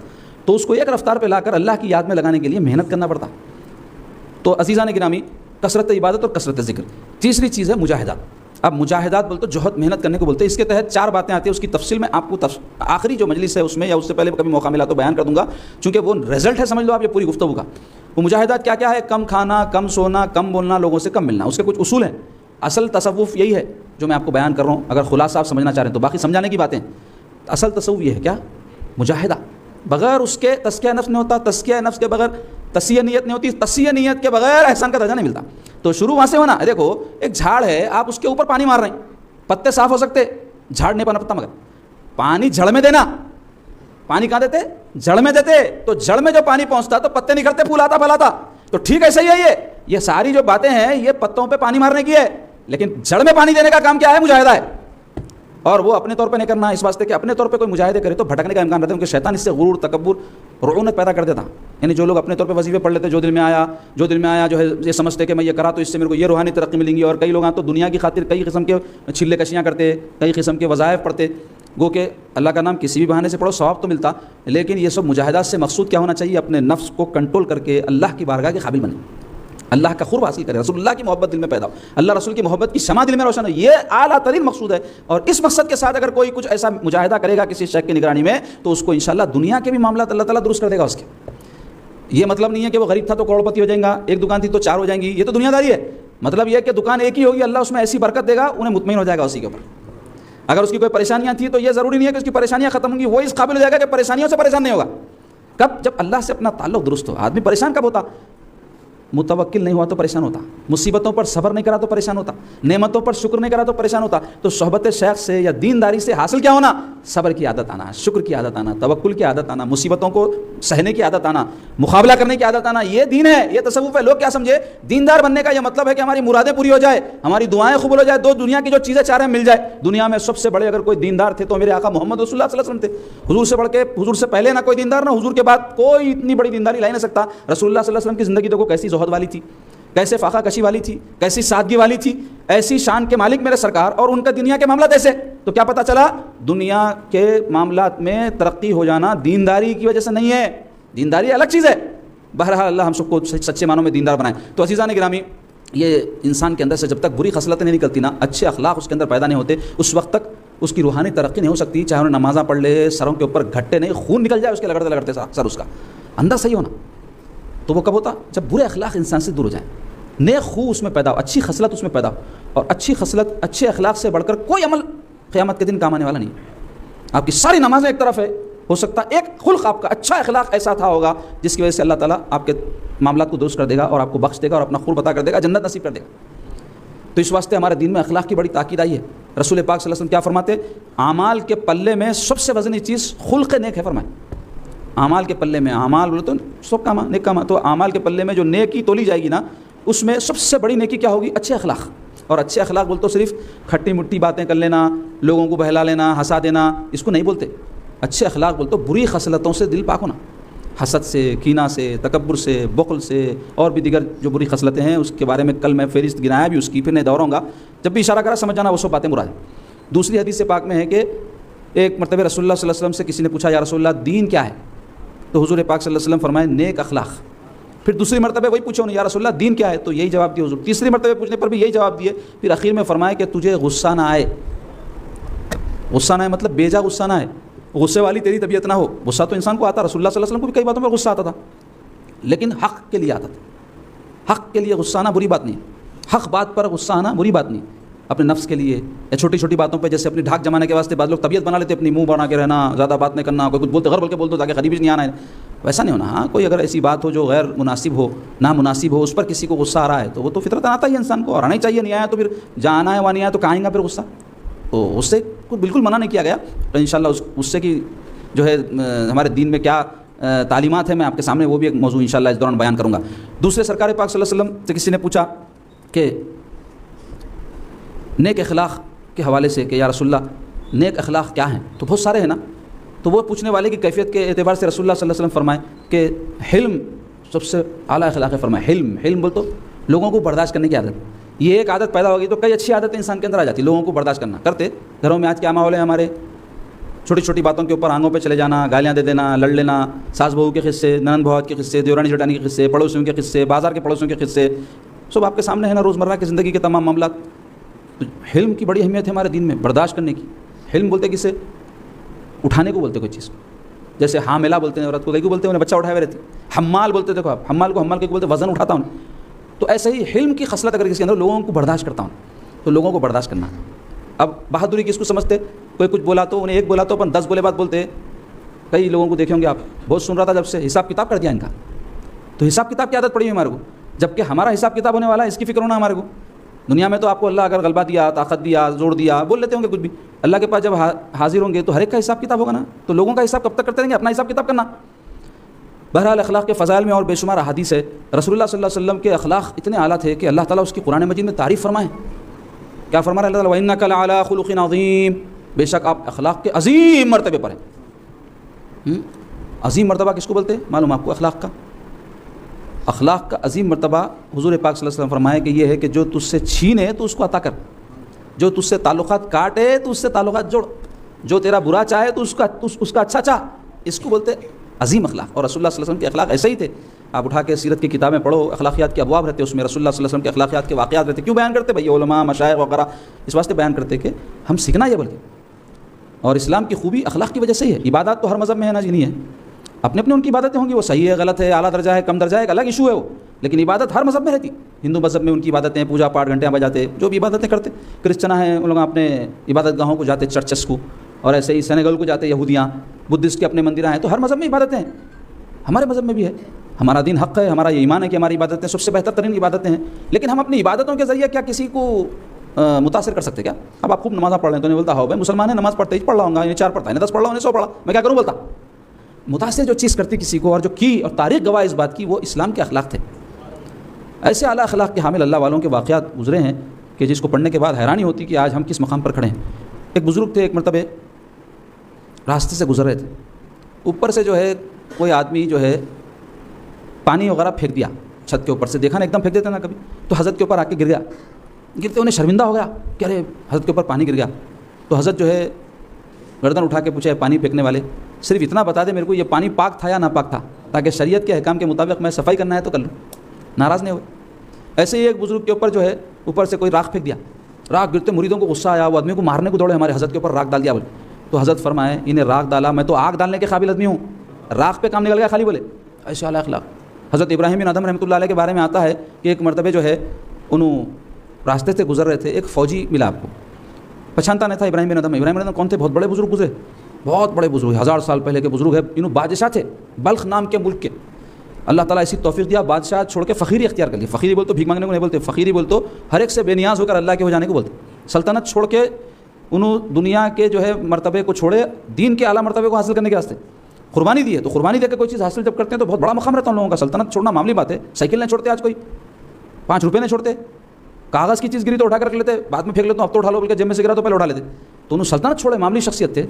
تو ان کو پہچانتا نہیں تھا، انہیں پہچانتا نہیں تھا، مطلب انہوں ابراہیم بن ادم کا نہیں معلوم تھا. ابراہیم بن ادم کو جانتا تھا کہ بہت بڑی شخصیت ہے. تو ان سے پوچھا اجی حضرت آبادی کہاں ہے؟ پوچھا. شہر کے باہر کا علاقہ تھا، آؤٹ اسکرٹس میں ملے. آبادی کدھر ہے؟ بول تو حضرت اشارہ کرے ادھر ہے. تو انہیں دیکھا تو قبرستان تھا. وہ غصہ آیا اس کو. انہیں بولا میں پوچھ رہا ہوں آبادی نو قبرستان بتا رہے، میرے کو مذاق کر رہے ہیں میرے ساتھ. بول کے فوجی تھا، نکلے ہوئے رہتے نا پولیس والے اور یہ ایسے قسم کے سرکاری جو لوگ رہتے ان کا بھیجا وہ چھوٹا رہتا. غصہ آتے حضرت کو مارنا شروع کر دیا. جا لوگ دیکھے کسی کو مارنے کو، بول کے قریب آ کے دیکھ کے بولے ارے نادان کیا کر رہا تو؟ یہ بولے یہ ابراہیم بن ادم رحمۃ اللہ علیہ، ان کے اوپر ہاتھ اٹھا رہا تو چھڑا اس کو. تو انہیں شرمندہ ہو گیا. بولے ارے میں ابراہیم بن ادم کو تو جانتا تھا، انہوں نے بول کے نہیں معلوم تھا میرے کو. آ کے پاؤں پڑ کے معافی چاہنے لگا. بولا حضرت میں نہیں پہچانتا تھا، آپ کے ساتھ ایسا کر دیا، میرے کو معاف کر دئیے آپ. پھر اس کے بعد بولا حضرت میرے کو یہ بات سمجھ میں نہیں آئی کہ میں آپ کو پوچھا آبادی کہاں ہے، بول تو آپ قبرستان کہیں کو بتائیں. تو بولے دیوانے سب آبادیاں یہیں آ کے جمع ہوتے. بولے اس کو بولتے بصیرت. دیکھتے تو ہم بھی قبرستان، دیکھتے تو ہم بھی آبادی، مگر اس کا یہ معنی سمجھتے اللہ جن کو قلبی بصیرت عطا فرماتا ان کی نگاہ اور رہتی. دیکھنے میں فرق ہے. بکری بھی دیکھتی، گائے بھی دیکھتی، کتا بھی دیکھتا، انسان بھی دیکھتا. تو ہم جس زاویے سے کسی چیز کو انسان ہونے کے ناطے دیکھتے، بکری دیکھ سکتی، انہیں چارہ دیکھتی اپنا خالی، اس کو اس کی دنیا ایک. لیکن اللہ والے جو انسانوں میں اعلیٰ درجے کے لوگ ہیں ان کے دیکھنے کا زاویہ عام انسانوں سے الگ رہتا. تو انہیں بولا حضرت میں آپ کے اوپر ہاتھ اٹھایا، کسی پہ ہاتھ اٹھایا تو لوگ آپ بد دعا دیتے. بولے آپ میرے کو دعا کیوں دیے؟ جب حضرت کو انہیں ہاتھ اٹھا رہا تھا حضرت دعا دینے دیتے اس کو. تو حضرت فرمائے دیکھ میاں تیری وجہ سے میرے کو تکلیف پہنچی تو میرے کو ثواب ملا، میں صبر کرنے کی وجہ سے، تو تیرے سے ثواب ملا تو میں تیرے کو بد دعا کیوں دعا دیتا. بولے اللہ اکبر. یہ اخلاق تھے جناب. اب اتنے اونچے اخلاق کا تو میں تقاضا کروں گا نا، میں اس پہ عمل کر سکتا ہوں، اتنا تو بولوں گا کم سے کم کہ ایک عام مسلمان کے جو اخلاق ہونے چاہیے گفتگو کرنے میں، لوگوں کے ساتھ رویے میں، زندگی گزارنے میں. اب آپ دیکھو مسلمانوں کا کیا حال ہے سڑکوں کے اوپر، جہاں چاہے گاڑیاں پارک کر دینا، کوئی ذرا سا بولتے ہیں آنگوں پہ چلے جانا، لفنگا پنا، غنڈہ گردی کرنے کو پہلوانی سمجھنا. مسلمان نوجوانوں کا، نوجوان تو خیر جوش میں رہتے، ان کی عمر رہتی ویسی کر رہے ہیں بول تو پھر بھی تھوڑا بہت ان کو چھوڑ سکتے. اچھے خاصے سمجھدار لوگوں کو دیکھتا ہوں میں، یعنی سمجھ کی عمر کو جب پہنچ گئے، 40 سال کے ہو گئے، 45 سال کے ہو گئے، 50 سال کے ہوئے، بھی ذرا کچھ بولتے مار دیتے اس کو. یہ اخلاق ہے تمہارے؟ کمزور جان انہیں کچھ بھی نہیں کر سکتی، اس واسطے کر رہے ہیں. تم باہر ایک بچے کو مارو، دیکھو نہیں اس کا گالی دیتا نہیں دیتا تمہارے کو، پتھر اٹھا کے مارتا نہیں مارتا، نہیں تو جا کے بابا کو بلا کے لاتا نہیں لاتا، اس کے بھائیاں رشتہ دار آ کے تمہاری ٹھکائی کرتے نہیں کرتے، دیکھو تم معلوم ہوتا. تو ہمارے اخلاق کس درجے گر گئے میں بتانا چاہوں، جبکہ اخلاق کی اتنی اہمیت ہے. سیدہ عائشہ صدیقہ رضی اللہ تعالیٰ عنہ سے کوئی ایک مرتبہ پوچھے رسول اللہ صلی اللہ علیہ وسلم کے اخلاق کیسے تھے؟ تو حضور کے اخلاق تو ایسے تھے، پوری عمر کو بیان کرا تو ختم نہیں ہوتے، اتنے اخلاق اعلیٰ تھے. تو سیدہ کے بھی قربان جاؤ، ایک ہی جملے میں رسول اللہ صلی اللہ علیہ وسلم کے اخلاق کا پورا نقشہ کھینچ دیا انہوں. کیا فرمایا معلوم؟ کانا خلقہ القرآن. بولے ان کے اخلاق قرآن ہی قرآن تھے. بولے یعنی اگر تفصیل پڑھنا چاہ رہا ہے اخلاق کسے بولتے رسول اللہ کے تو قرآن پڑھ، تیرے کو معلوم ہوتا ہے. یعنی جو اللہ حکم دیے کرنے کا وہی کرے رسول اللہ صلی اللہ علیہ وسلم، اور جس سے اللہ تعالیٰ منع فرمائے ہرگز اس طرف پھٹکے نہ رسول اللہ صلی اللہ علیہ وسلم. یہ اخلاق تھے رسول اللہ صلی اللہ علیہ وسلم. اور خود سرکار کیا فرمائے؟ بعثت لاتم مکارم الاخلاق. کیا فرمائے؟ میں بھیجا ہی اس واسطے گیا ہوں تاکہ اخلاق کو درجۂ کمال کو پہنچا دوں، بھیجا ہی اس واسطے گیا ہوں. تو ایسے ہمارے سرکار. تو یہ اخلاق جو سنتے رہتے نہ تقریر نہ سنتے الفاظ، معنی کیا ہے جس کے اخلاق کے معنی یہ ہے، وہی آگے بات، دل میں حسد نہ ہو، کسی سے کینہ نہ ہو، تکبر نہ کریں کسی سے، کسی کو اذیت نہ پہنچائیں، کسی کا مال نہ کھا جائیں، امانت داری، دیانت داری، شرافت، معاف کرنا، یہ سب اخلاق ہے. یہ ہے اخلاق بولے تو خالی السلام علیکم جھک کے پیٹ میں منڈی ڈال کے سلام کر دینا، ہاتھ بن کے کسی کے سامنے کیا بڑے با اخلاق آدمی ہے. بھائی یہ بھی ہو سکتا ہے کہ کسی کے اندر اچھے اخلاق ہو تو اس کی وجہ سے ایسا کر رہا ہوں گا، مگر خالی ایسے حرکتیں کرنے کا نام اخلاق نہیں ہے. اخلاق بولتے اچھی خصلتیں، نیک خو، اندر سے انسان اچھا رہنا، کسی کے لیے تکلیف کا باعث نہیں رہنا، اس کے وجود سے لوگوں کو فائدہ ہونا. کیونکہ حدیث شریف میں کیا ہے، رسول اللہ صلی اللہ علیہ وسلم فرماتے لوگوں میں بہترین آدمی وہ ہے جو لوگوں کے لیے جتنا زیادہ نفع بخش ہے. آپ کی ذات سے لوگوں کو فائدہ ہونا، بول سے تو بھی فائدہ ہونا، کوئی حرکت سے تو بھی فائدہ ہونا، آپ کے مال سے تو بھی فائدہ ہونا، کچھ بھی آپ کی ذات سے لوگوں کو فائدہ ہونا تو آپ کام کے، نہیں تو ڈمپ ہے آپ، کچرا. چلو جان دو، فائدہ نہیں تو نہیں، نقصان تو نہیں ہونا کم سے کم. یعنی کسی کو گالی نہیں دینا، کسی کو بیجا تکلیف نہ پہنچانا، لڑنا نہیں، جھگڑنا نہیں. اور سب سے زیادہ اس کا حق رکھتے ہیں ہمارے گھر والے. یاد رکھو، میں اس واسطے بول رہا ہوں، گھروں کے اندر ہی ہمارے سب سے بڑا فساد ہے. گھروں کے اندر ہی سب سے بڑے مسائل ہیں ہمارے پاس. میاں بیوی کے جھگڑے، ساس بہو کے جھگڑے، نند بھوج کے جھگڑے، یہ سب نہیں ہے. تو اس کی وجہ کیا ہے؟ ہمارے اخلاق اچھے نہیں. تو اپنے اخلاق کو سنوارنا. تو اخلاق کیسا سنورتے؟ تزکیہ نفس کے ذریعے. اب عزیزان گرامی دیکھو، تزکیہ نفس کے لیے میں آپ سے عرض کیا نا، شیخ کی ضرورت رہتی. اب ہمارے پاس کیا ہے؟ شیخ کی صحبت میں جانا ہے بول تو مرید ہونا. تو یہ مرید ہونا جو ہے کیا ہے؟ مرید یہ ایک عہد و پیمان ہے، ایک وعدہ ہے جو آپ ایک اللہ کے نیک بندے سے کرتے کہ بھائی میں آپ کی صحبت اختیار کر رہا ہوں, آپ جو میرے کو حکم دیں گے اس کے مطابق میں عمل کروں گا, اس کو بولتے ہیں بیعت. اب اس کو اصطلاحاً کئی طریقوں سے سمجھاتے ہوں گے, مگر میں خلاصہ آپ کے سامنے بیان کر دیا. عہد و پیمان کا نام ہے مرید ہونا, یعنی آپ ہاتھ میں ہاتھ دے رہے ہیں یا کوئی بھی طریقے سے ہو رہے ہیں کہ باجنے اوڑھنی پکڑا دے کے کرتے, باجنے ہاتھ بھی نہیں پکڑتے, زبانی کروا دیتے, اور عورتوں کو تو ہاتھ پکڑ کے کرنا بھی جائز نہیں ہے, بزرگان دین منع کرے اس سے. البتہ کپڑا وغیرہ دے کر مرید کرتے تھے بزرگان دین, کسی عورت کو مرید کرنا ہے تو, اور پردے کی پابندی رکھتے تھے ان کے ساتھ بھی. مریدہ ہے بول کے بے تکلفی کی اجازت نہیں ہے, حیا ہر ایک کے ساتھ, اور احکام شریعت کے محرم نامحرم کا فرق ہر ایک کے ساتھ ہے, کوئی بھی موقع ہو, پردے کا لحاظ حدود اپنی جگہ ہے, اس میں سلامتی ہے.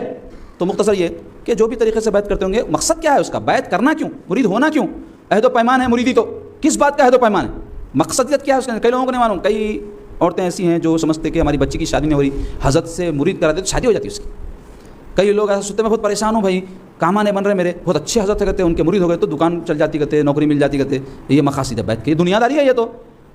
ملیا الیا پوچیا, کس کا مرید ہو رہا, اس کا کاروبار چل رہا نہیں چل رہا, اس کی دکان چل رہی نہیں چل رہی, اس کے واسطے نہیں رہتی مریدی. ہاں دعا لے ہو, آپ جاؤ کسی اللہ والے سے اور ان کے پاس تعویذ لے ہو, تعویذ سے اگر کوئی برکت کے چیزیں ہو سکتے تو وہ جو بھی طریقے ہے وہ کرو, لیکن حقیقت میں بیعت جو ہوتی ہے وہ اللہ واسطے ہوتی. تو کیوں کرتے بیعت مانو کو, پہلا مقصد ہے تزکیہ نفس, بولا نا, اندر کی صفائی, اخلاق اچھے پیدا ہونا, اس کے واسطے بیعت. اور دوسرا مقصد کیا ہے, اتباع شریعت, سیکھنا, شریعت طریقہ سیکھنے کی چیز ہے. احکام خواب میں نہیں آتے, احکام شریعت, طہارت کے مسائل, نماز کے مسائل, روزے کے مسائل, حرام حلال کے مسائل, اچھے اخلاق برے اخلاق, معاملات کی درستگی, یہ سیکھنا پڑتا, بغیر سیکھا نہیں آتا. تو کئی ایسے ہیں مریدی نہیں ہو رہے ہیں, کئی ہو گئے تو سیکھتے نہیں, کئی سیکھے تو عمل کرتے نہیں. تو پہلے مرید کیوں نہیں ہو رہے ہیں, اس کی ایک وجہ یہ ہے کہ کئی لوگ غفلت میں پڑے رہتے ہیں. ارے ابھی اپنی عمر ہوئی کیا, یہی کریں گے کیا, یہ پیری مردیوں کے چکروں میں کہاں پڑنا ہے بھائی, اپن اچھے ہے نماز پڑھے نا بس ہے, روزہ رکھنا بس ہے, کیوں اصلاح نہیں کروانا چاہ رہا ہوں, یہ لگا لو کہاں گئے تو ان کی بات سننا, ان پہ عمل کرنا, اپنے کرنے نہیں, اپنا اسی پہ خوش ہے. اپن دنیا کے معاملات میں ایسی رہتے ہیں. آپ ہم سائیکل ہے تو ٹو ویلر خریدنے کی خواہش رہتی ہے, اسکوٹر وہ ہے تو فور ویلر خریدنے کی خواہش رہتی ہے, ٹین کا گھر ہے تو توڑ کے RCC کا کب بناؤ بلکہ ہمیشہ فکر لگی رہتی ہے, ایک فلور ہے تو فرسٹ فلور ہے تو سیکنڈ ڈالوں, سیکنڈ ہے تو تھرڈ ڈالوں. دنیا کے اعتبار سے تو ہم اکتفا نہیں کر رہے ہیں, دین کے حوالے سے کئی کوئی اتنے گرے پڑے ہیں. ہم کو کیوں خیال نہیں آتا, ہم کو سدھرنا چاہیے, سنورنا چاہیے, اپنے باطن کی اصلاح کرنی چاہیے, نفس کا تزکیہ کرنا چاہیے, قلب کو سنوارنا چاہیے, اللہ والے بننا چاہیے. وہاں کیوں کو تڑپن رہتی, اس واسطے نہ رہتی کہ ہم کو اندازہ نہیں ہے آخرت کی اہمیت کیا ہے. دنیا کو ہم اہمیت دے رہے ہیں, اس واسطے ہمارے نزدیک وہ چیز کی اہمیت نہیں. اور کئی ہے بد عقیدہ ہے, وہ تو ان کے پاس ہے ہی نہیں, وہ بیعت کچھ بھی مانتے نہیں, ان کو چھوڑ دو. لیکن جو اہل سنت والجماعت ہے اور چیزوں کے قائل ہے, انہوں کیوں نہیں ہو رہے ہیں کسی سے مرید, تو اس کی ایک وجہ رہتی دنیا کے مصروفیات, مشغولیات, اور یہ چیزوں کو ضروری نہیں سمجھتے ہیں, ان کو پتہ نہیں رہتا کہ یہ ہوتے کیوں. اب کسی کو ہوا تو یہ ہوتا, کام بن جانا, نوکری لگ جانا, شادی ہو جانا, باہر چلے جانا, یہاں کا ویزا لگ جانا, اس کے واسطے مرید یہ سمجھتے ہیں. وہ سوچ غلط ہے, وہ مقصد ہی غلط ہے بیعت کا. تو بیعت کا اصل مقصد شریعت اور طریقت سیکھنا. تیسرے ہے ذکر کے پابند بننا. بیعت کرنے کے بعد مرشد آپ کو ذکر کا طریقہ بتاتے ہیں, ایک عقیدت ان سے قائم ہو جاتی ہے. اس کی وجہ سے آپ کیا کرتے ہیں, ان کی بات مان کے اس پہ کاربند ہوتے, اور پھر ایک اللہ والے کی طرف سے کوئی جب بات بتائی جاتی تو اس کی برکتیں اور رہتی ہیں. آپ اپنے طور پہ وظیفے پڑھ لو, تسبیحاں پڑھ لو, ثواب ملتا ہے آپ کو, اس سے ہم انکار نہیں کر رہے ہیں اور اس سے روک رہے بھی نہیں. لیکن اللہ والے کے بولنے کے بعد اس کے اندر برکات الگ آ جاتی, اللہ والے کے بتانے کے بعد اس کے اندر کیفیت الگ پیدا ہو جاتی, نسبت کی وجہ سے, ان کے جو ہے للہیت کی وجہ سے جو انہوں تجویز کرتے اس کے اثرات اور رہتے. تیسرا یہ کہ ترک معاصی کے لیے بیعت ہوتی, یعنی کوئی لوگ ہیں برائی کے راستے پہ چل رہے تھے, توفیق ہو گئی کہ بھائی نہیں کرنا چاہیے, اب توبہ کرنا, تو وہ چھوڑنے کے واسطے بیعت کرتے کہ بھائی میں یہ سب چھوڑ لوں, اب نیک بننا چاہ رہا ہوں, اب آپ بتائیے میں کیا کروں, میں کیا کروں. اصل میں بیعت ہے کیا, میں کیا کروں کے لیے. مطلب یہ نہیں کہ خالی آج مرید ہو گیا, محشر کے دن میں آپ کا دامن پکڑوں گا اور جنت میں چلے جاؤں گا. حسن ظن ضرور ہے یہ, لیکن اس پر اکتفا نہیں کر سکتے آپ. بیعت کرنے کے بعد مرید کی بھی مرشد کی بھی ذمہ داریاں رہتی کچھ. جیسے ایک آدمی ہے کسی سے شادی کرا, شادی کر کے بیوی کو لے کے آتے, میٹڈ ہونا آتا نہیں ہوتا, اس کا خرچہ کس کے ذمہ رہتا, یہ اور بات ہے, کئی لوگوں کو نہیں معلوم. اور اپنے بیویوں کو ان کے جو ہے مائکوں سے پیسے منگا کے پلتے رہتے لوگ, ایسے ہی چلتا رہتا. بیمار ہوئی کہ اماں کا نے بھیج دیے, دکان میں مال ختم ہوتے اماں کا نے بھیج دیے, ڈلیوری ہونا ہے اماں کا نے بھیج دیے, یہ اور بات ہے. لیکن حقیقت کیا ہے, ہر قسم کی ذمہ داری بیوی کی شوہر کے اوپر ہے. اور بیوی کی ذمہ داری کیا ہے, شوہر کی خدمت. ذرا ہوتے اماں کا نے جا کے بیٹھ جانا, جیسا کہ ہمارے معاشرے میں اچھے دن شوہر کے ساتھ, برے دن اماں کے ساتھ, یہ ماحول بن گیا. اچھے برے میں ساتھ دینا, خدمت کرنا شوہر کی, اور یہ سمجھ لینا کہ میری زندگی اب تک جتنی تھی اماں کی بابا کی تھی, اب یہاں سے شوہر کی ہے. اس کو بولتے ہیں میاں بیوی کا تعلق. تو حقوق ہوگا نا ایک دوسرے کے. تو ایسے ہی پیری مریدی کے اندر بھی حقوق رہتے. ایسا نہیں ہے کہ خالی مرشد صاحب کے حقوق ہے کہ مرید آئے ان کے پاؤں پڑے, مرید آئے لفافہ پیش کر دے, مرید آئے ہاتھ بن کے ٹھہرے, مرید آئے نعرے بازی کرے ان کے ساتھ. مرشد کے اوپر بھی کچھ ذمہ داریاں ہیں مرید کی, ان کی اصلاح کی فکر کرنا, ان کی تربیت کرنا, ان پہ نگاہ رکھنا, ان کو کچھ غلط کر رہے ہیں تو ان کو آگاہ کرنا, ترغیب دلانا, یہ کام مرشد صاحب کا ہے. تو یہ کب ہوگا, جب دونوں کا کنیکشن سیم رہنا. نیوٹرل انہوں فیس ہے بول تو کہاں سے ہوتا, الگ الگ ہو جاتی لائن. تو صحبت شیخ ایک مقصد ہے بیعت سے, کیونکہ صحبت کی ہمارے دین میں بڑی اہمیت ہے. صحبت کی کیا اہمیت ہے, آپ کو ایک واقعہ سناتا ہوں میں. قرآن حدیث سے تو بہت باتیں ہیں, ایک عنوان ہے یہ, اس پہ 2 گھنٹے بول سکتے. تو خالی یہ تقریر کر کے گھنٹوں بولتے رہنا، آپ سنتے رہنا مقصد نہیں ہے نا. آدمی کوئی بات سمجھے، یہ مقصد ہے. اگر ایک بات سے وہ بات سمجھ میں آ جا رہی ہے تو پھر 1 گھنٹہ بولنے کی ضرورت ہی نہیں ہے. تو ایک واقعہ ہے، ذہن میں رکھو آپ صحبت کی اہمیت کا. فرضی واقعہ ہوں گا لیکن بات سمجھانے کے لیے بڑی زبردست ہے. اس کو حضرت مولانا روم رحمۃ اللہ علیہ، بہت بڑے بزرگ گزرے ہیں، مثنوی ہے مولانا روم، ایک بڑی زبردست تصوف کی عظیم الشان روئے زمین پر کتاب ہے، جو لوگوں کو، نوجوانوں کو تو خاص طور پہ آج کل معلوم بھی نہیں ہے، نوجوان کیا کئی عمر رسیدہ لوگوں کو بھی نہیں معلوم ہوتی. مثنوی ہے مولانا روم. مثنوی بولے تو اشعار میں آپ حکمت کی، نصیحت کی، دین کی، محبت کی، اللہ رسول کی باتیں لکھے ہیں. وہ ہے پہلوی زبان میں، اس کے ترجمے بھی ہے، آج کل بازار میں تشریحات بھی ہے. تو میں یہ کتابوں کے نام ہے کئی کو بولتے رہتا ہوں. بولے تو اللہ کسی کو توفیق دیتا ہے 100 سنے، ایک آدھ بھی لے کے پڑھ لیا، ایک بھی عمل کرا تو شاید وہ ہمارے لیے بخشش کا سامان ہو جائے، علم میں اس کے اضافہ ہو جائے. عمل کر لے تو اس کے لیے، ہمارے لیے، دونوں کے لیے فائدہ مند ہے نا. تو مختصر ہے کہ اس میں انہوں نے ایک واقعہ لکھے. کیا واقعہ لکھے بولے تو ایک چمٹی کو حج کو جانے کی خواہش اٹھی کرتے، مکے کو جانا، مدینے کو جانا بولے، مگر چمٹی کدھر، مکہ کدھر، مدینہ کدھر. انہیں جائیں گی کیسا جی، چمٹی جا سکتی اتنی سر کی رہتی انہیں، اس کا سفر کیا ہے، اس کا فاصلہ کتنا لمبا کہاں سے طے کریں گی. تو ایک دن کیا ہوا کہتے، وہ کھیت میں جہاں وہ چمٹی رہتی تھی، یہ آرزو لے کے مکہ جانا، مدینہ جانا، وہاں کبوتر آیا کرتے اور آپس میں لوگ باتیں کر رہے تھے، اپن مکے کو جائیں گے، مدینے کو جائیں گے. چمٹی سنی، سن کے کیا کری کہتے، ایک کبوتر کے پیر کو پکڑ لی، چمڑ گئی اس کے پیر سے. اب کبوتر اڑا جناب، اڑا اڑا اڑا اڑا اڑا مکہ پہنچ گیا. یہ چمٹی بھی پہنچ گئی. تو یہ واقعہ بیان کر کے حضرت کیا نصیحت لکھے معلوم، چمٹی کی تو اوقات نہیں تھی مکہ جا سکے، کبوتر سے چمڑ جانے کی وجہ سے مکہ پہنچ گئی بولے. تو اس کے بعد حضرت نصیحت کیا کر رہے ہیں اس کے ذریعے معلوم، پیر مرید کے تعلق کو بتا رہے ہیں کہ کئی اللہ والے ایسے ہیں جو روحانی طور پہ بڑے بلند مرتبہ رہتے ہیں، ان کی بڑی بلند پرواز رہتی، جہاں تک مرید نہیں پہنچ سکتا، لیکن ان سے اگر انہیں مضبوطی سے وابستہ ہو گیا تو پیر کے قدموں میں لگ کے وہاں پہنچ جاتا بولے. اور یہ بات یقینی ہے، آپ یاد رکھو کئی ایسے لوگ ہیں جو روحانی طور پہ اتنی پرواز نہیں رکھتے، عقیدت بڑی مضبوط رہتی ان کی. عقیدت مضبوط رہنا تو فیض اتنی ہوتا، عقیدت کی مضبوطی پر فیض جاری ہوتا. یاد رکھو آپ، کیوں اس کو کنیکشن بولتے، کنیکشن نہیں رہا تو کرنٹ کہاں سے آئے گا. تو نسبت اور عقیدت کی مضبوطی ایک مضبوط وائر ہے، وائر جڑا ہوا رہا تو کرنٹ رہتا، وائر کٹا تو ادھر کرنٹ رہتا ادھر رہتا، مگر ادھر سے ادھر پاس نہیں ہوتا. ایک مشہور واقعہ اس حوالے سے، واقعات وغیرہ اس واسطے بیان کرتے بات ذہن میں رہنا، بلکہ اب یہ جب بھی چمٹی کا قصہ سنیں گے آپ کو یہ سمجھ میں آتی بات کیا، صحبت اور نسبت کی، تعلق کی. تو اسی سے ہے کہ مضبوط نسبت کا کیا فیض رہتا. دیکھو آپ، ایک بزرگ کے لاکھوں مرید تھے، اب مریداں روز بڑھتے جا رہے ہیں، اللہ والے آدمی تھے، انہوں ہمارے جیسے نہیں تھے. تو مریداں جب بہت بڑھ گئے ان کے، تو بادشاہ کو خطرہ ہو گیا کہ یہ میری پوری رعایا ان کی مرید ہے، انہوں ایک جملہ زبان سے نکل تختہ اڑا دے دیں. تو انہیں وہ حضرت کو بلا لیا اپنے پاس دربار میں، بلا کے بولا جی حضرت بہت مریداں ہو گئے، آپ کے کیا قصہ ہے، کیا چاہ رہے ہیں آپ. تو حضرت بولے کچھ بھی نہیں چاہ رہے ہیں بھائی، اور یہ جتنے آپ مریداں دیکھ رہے ہیں یہ لاکھوں، یہ تعداد بہت بڑی ہے، مجمع ہے یہ، مگر کام کے اس میں 1.5 جنے بولے کتنے 1.5. تو انسان ایک رہتا، 2 رہتا، 1.5 کا رہتے. عمر حضرت بولے 1.5. تو بولے میں سمجھا نہیں. تو بولے میں سمجھاتا ہوں آپ، میں ترکیب بتاتا ہوں، وہ کرو، آپ کو پتہ چلتا کون میرے ہے کون میرے نہیں ہے. آپ سمجھ رہے نا، یہ تھے اس سے میرے ہے، بلکہ میں ایک ترکیب سے آپ کو سمجھاتا ہوں کہ 1.5 جنے میرے ہے. تو بولے وہ کیا ترکیب ہے. تو بولے آپ اعلان کرو ایک دن کہ حضرت کے پورے مریدین جمع ہو جاؤ فلاں میدان میں. تو پورے جمع ہو گئے. تو حضرت بولے کیا کرو آپ، جو ہے اعلان کرو کہ حضرت سے جو ہے ایک غلطی ہو گئی جس کی سزا میں ہم ان کی گردن مارنے والے ہیں. اب مریدین میں کون ہے جو ان کی جگہ لینے تیار ہے، آ جائے سامنے، یعنی حضرت کی جگہ کٹنے. یہ اعلان ہوا. اعلان ہوتے ہی معلوم آپ کو کیا ہوتا، اس کے بعد فرار. چند رہ گئے، اس میں بھی بار بار اصرار ہوا. تو ایک بیچارہ مرید گرتے پڑتے آ کے بولا کہتے نہیں میرے حضرت کو نکو مارو، میرے کو مار دو، ان کی جگہ میں تیار ہوں بولا. تو پہلے سے کیا کرے تھے، خیمے میں بکری رکھے تھے، یہ مرید کو اندر بلا لے کے بکری کاٹتے اس کا خون باہر نکلا، دیکھتے وہ باقی کے بھی صاف ہو گئے. پھر اس کے بعد میں اعلان ہوا کیا کہ ان کا جرم بہت خطرناک ہے، اور ایک آدمی اگر کوئی ان کی جگہ جان دے رہا تو ان کو چھوڑتے، کون آ رہا آگے. تو کوئی آگے نہیں آیا کرتے، پکارے. ایک عورت آگے بڑھ کے بولی کرتے جی میرے حضرت کو نکو مارو، میری جان لے لو. تو اس کے بعد حضرت بادشاہ کو فرمائے دیکھا میاں 1.5 جنے ہیں. تو بادشاہ کیا بولا، صحیح بولے حضرت، مرد کی گواہی پوری، عورت کی آدھی. تو مرد ایک انہیں آدھا. تو بولے غلط، الٹا بولے تم. بولے عورت ایک ہے، مرد آدھا ہے. بولے کیوں، مرد بیچارہ تو جان دیا ہوں گا، جان دینے آگے اندر، مگر اس کی جان لے لیے بعد دیکھ کے عورت آگے آئی، انہیں پوری ہے. بولے خون دیکھ لی نا انہیں، بکری کا خون باہر نکلا تو انسان کا سمجھو، اس کے بعد بھی کٹنے تیار ہو گئی، اس کے بعد بھی فدا ہونے تیار ہو گئی. تو بولے انہیں ایک ہے، وہ مرد صاحب جو پہلے آئے تھے انہوں آدھے، اس حساب سے دوڑے. بولے تو بتانا کیا چاہ رہا ہوں کہ رہتے بہت، تو بہت رہنے سے کچھ بھی نہیں ہوتا ہے، کیسے پہ بہت معاملہ ٹکا ہوا رہتا. تو دیکھنا نسبت اپنی، تعلق اپنا کسی سے کیسا ہے. بہرحال میں کسی کی عقیدت کا مذاق نہیں اڑانا چاہ رہا ہوں، میں ترغیب دلانا چاہ رہا ہوں کہ جڑو تو پکے جڑو، وابستہ ہوئے تو پکے وابستہ ہو. تو وابستہ کی بات تو خالی پیر کے پاؤں پڑنا، نذرانے لا کے دینا، یہ مقصود نہیں ہے، بلکہ ان کے رنگ میں رنگ جاؤ، ان کی پیروی کرو، ان کی اطاعت کرو، ان کے حکم کی تعمیل کرو. ایک بزرگ کے پاس ایک آدمی آیا کہتے حضرت میں مرید ہونا چاہ رہا ہوں. تو حضرت فرمایا میاں ٹھیک ہے، میری ایک شرط ہے، وہ پوری کرے تو مرید کرتا ہوں. پہلے ویسی تھا، اب تو مرشد صاحب آس میں رہ رہے، منہ کھول کے رال ٹپکاتے ہوئے، کب کون آیا تو مرید بنا لوں، کب کون کا. پہلے مریدوں کے ہونے کو آئے تو بولتے تیرے جامعہ ایک نئے بچے کو کہاں پال لوں گا بابا، میرے اوپر ذمہ داری آتی، قیامت کے دن پکڑ لیں گا میرے کو، ایسا سوچتے تھے. اب تو شکار کرنے بیٹھے ہوئے، آیا تو جھانپ میں ڈال لو. سروں کی ضرورت ہے پیروں کو آج کل کے کاؤنٹنگ بتانے کے واسطے. تو وہ اللہ والے آدمی تھے, تو انہوں کیا بولے, میری ایک شرط ہے میاں, وہ آزماتے تھے بھائی شرط کے ذریعے, تو تم وہ شرط پوری کرے تو مرید کرتا ہوں. تو بولے کیا شرط ہے؟ تو بولے میرے خانخواہ میں پانی نہیں ہے, کنواں کھودنا ہے, دیکھو وہ فلاں جگہ پہ جا کے ذرا کھود دے. کیا ہوئے حضرت جان نشاندہی کرے تھے, گیا شروع ہو گیا, کھود دیا, آ کے بولا سرکار حکم کی تعمیل ہو گئی, پانی نکل گیا. تو بولے بیٹے میں معافی چاہتا ہوں تمہارے سے, غلط جگہ نشاندہی کر دیا, رستے میں ہے وہ, بند کر دو بولے اس کو. تو فوری گیا بند کر دیا, اور حضرت کے پاس پھر آیا.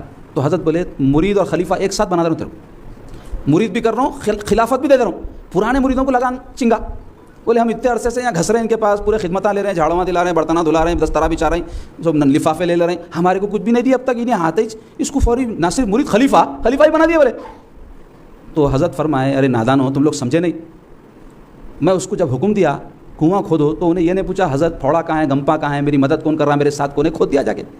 اور جب اتنی محنت کر کے انہیں کھودے بعد اس کی پوری محنت پہ میں مٹی ڈالا, بند کر دے بولا, تو یہ نہیں پوچھا حضرت کیوں, بلکہ نہیں پوچھا.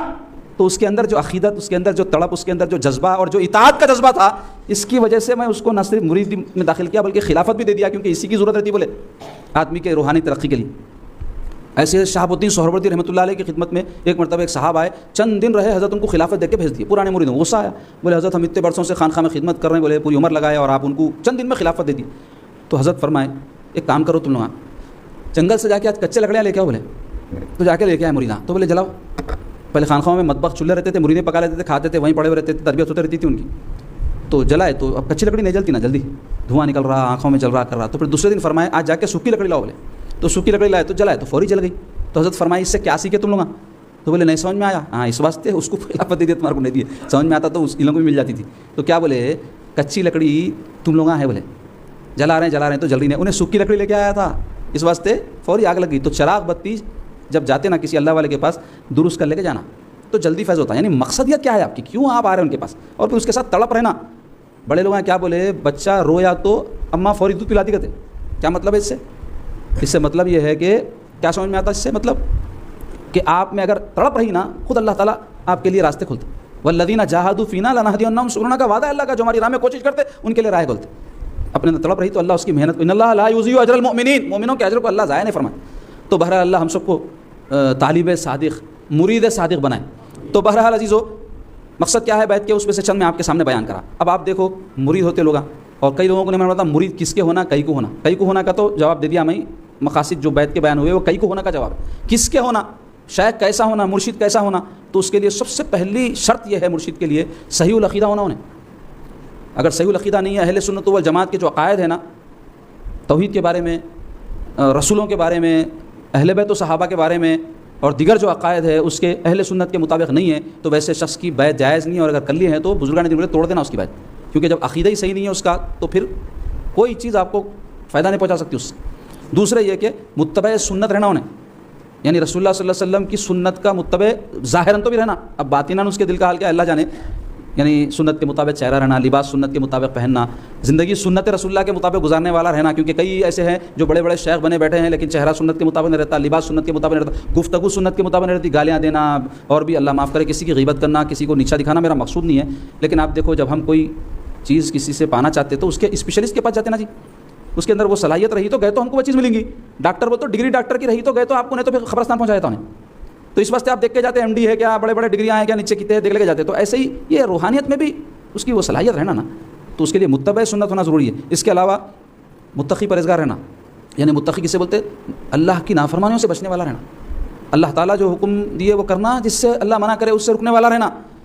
اس کے ساتھ ساتھ علم والا رہنا. جاہل پیر قبرستان کو پہنچایا تھا آپ کو, دین برباد کر دیتا آپ کا. اب عالم بول تو ایسا ضروری نہیں ہے مفتی ہونا انہیں, یا مفسر ہونا, محدث ہونا, وہ ایک اسپیشلائزیشن الگ ہے.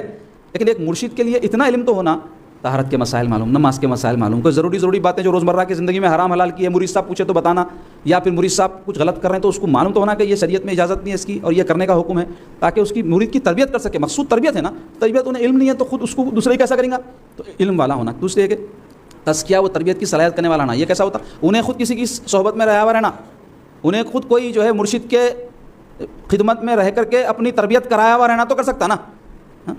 انہیں خود اگر کسی شیخ کی صحبت میں نہیں رہا ہے, اس کا تزکیہ نہیں ہوا, دوسرے کی تزکیہ کیا کریں گا انہیں. اس کے علاوہ با اخلاق رہنا, یعنی ضرورت پڑنے پر مرید کو تنبیہ کرنا, ڈانٹنا یہ ایک الگ چیز ہے, لیکن طبیعتاً ایسا نہیں رہنا کہ جھڑک رہا بات کرے گی, غلاموں کی طرح ٹریٹ کر رہا اور جو ہے بے عزتی کر دے رہا اپنے مریدین کی. نہیں, تربیت کے لیے اگر یہ کر رہا ہے تو اس کا طریقہ اور رہتا, تو وہ مرید تابلانا اس کی, تو اس کی اصلاح ہوتی. جو چیز ٹھکتی بچتی مضبوط رہی تو ٹھکتی بچتی. گھڑے کو ایک مارو ٹوٹ جاتا, تانبے کے گھڑے کو کئی مارو نہیں ٹوٹتا, انہیں آواز کرتا سب کرتا مگر ٹوٹتا نہیں. تو کیوں؟ اس میں برداشت کی طاقت زیادہ ہے. اسی طرح صاحب نسبت ہونا, یعنی کوئی نہ کوئی سلسلے کا آدمی رہنا. وہ میں یہ بات اس واسطے بول رہا ہوں, کئی جعلی ہو گئے آج کل. اور مرشد بولے تو عام طور پہ لوگوں کے ذہن میں کیا آتا, پیلا ہرا لال شملہ, گلے میں کنٹا, ہاتھ میں ڈنڈا, تقریریں جیسا میں کر لے رہا ہوں, تقریریں کرنے والے انہیں مرشد ہوتے. نہیں, ضروری نہیں ہے مرشد میں یہ چیزیں ہونا جو بیان. ہاں اس کے ساتھ انہیں لباس اگر کوئی مرشدانہ اختیار کر لے رہا تو الگ بات ہے, لیکن وہ سب نہیں ہے, لباس ہے خالی, تو کیا کریں گے لے کے. اصل کوالٹیز یہ ہونا. ایک ڈاکٹر صاحب ہے, انہوں کوٹ نہیں بھی پہنے تو ڈاکٹر اگر ہے تو ڈاکٹر ہی انہوں. کہیں بھی آپ بولو تو نسخہ لکھ دے سکتے ہیں, انہوں نے کوٹ پہن کے آ کے نسخہ لکھتا ہوں بول کے بولتے کیا انہوں نہیں بولتے نا. کیوں؟ صلاحیت ان کی ان کے اندر ہے, کوٹ میں نہیں ہے صلاحیت ان کی. کوٹ تو ایک ان کا یونیفارم ہے, نہیں بھی پہنے تو ڈاکٹر ہے انہوں. تو ایسے ہی اگر کوئی شملہ شایا ڈنڈا کنٹا سب ہے, لیکن مرید کی تربیت کی صلاحیت نہیں ہے اس میں, تو کیا کریں گے اس کا شایا لے کے شملہ لے کے اس کا. تو بہرحال یہ علامت ہے. اب دیکھو حضرات, جو لوگ خانقاہوں سے وابستہ ہے, جو خانقاہوں سے جڑے ہوئے ہیں, اس میں آتے جاتے, کیونکہ خانقاہ کیا ہے؟ تربیت گاہ ہے, تزکیہ گاہ ہے. خانقاہ کسے بولتے؟ خانقاہ ایسی جگہ کو بولتے جہاں آدمی آ کر کے اپنے باطن کو سنوارے. تو جیسے اپن گھر میں رہے تو بیڈ روم رہتا, دہلان رہتا, بیت الخلاء رہتا, ہر ایک جگہ کیا کرنا ہے آپ کو معلوم رہتا. بیڈ روم میں کرنے کا کام بیت الخلاء میں نہیں کرتے, بیت الخلاء میں کرنے کا کام بیڈ روم میں نہیں کرتے, ہر ایک جگہ کا ایک اعتبار ہے نا. تو ایسے ہی خانقاہ میں بھی جب ہم آتے ہیں تو ہم کو پتہ ہونا چاہیے خانقاہ کے آداب کیا ہیں, خانقاہ کے حقوق کیا ہیں.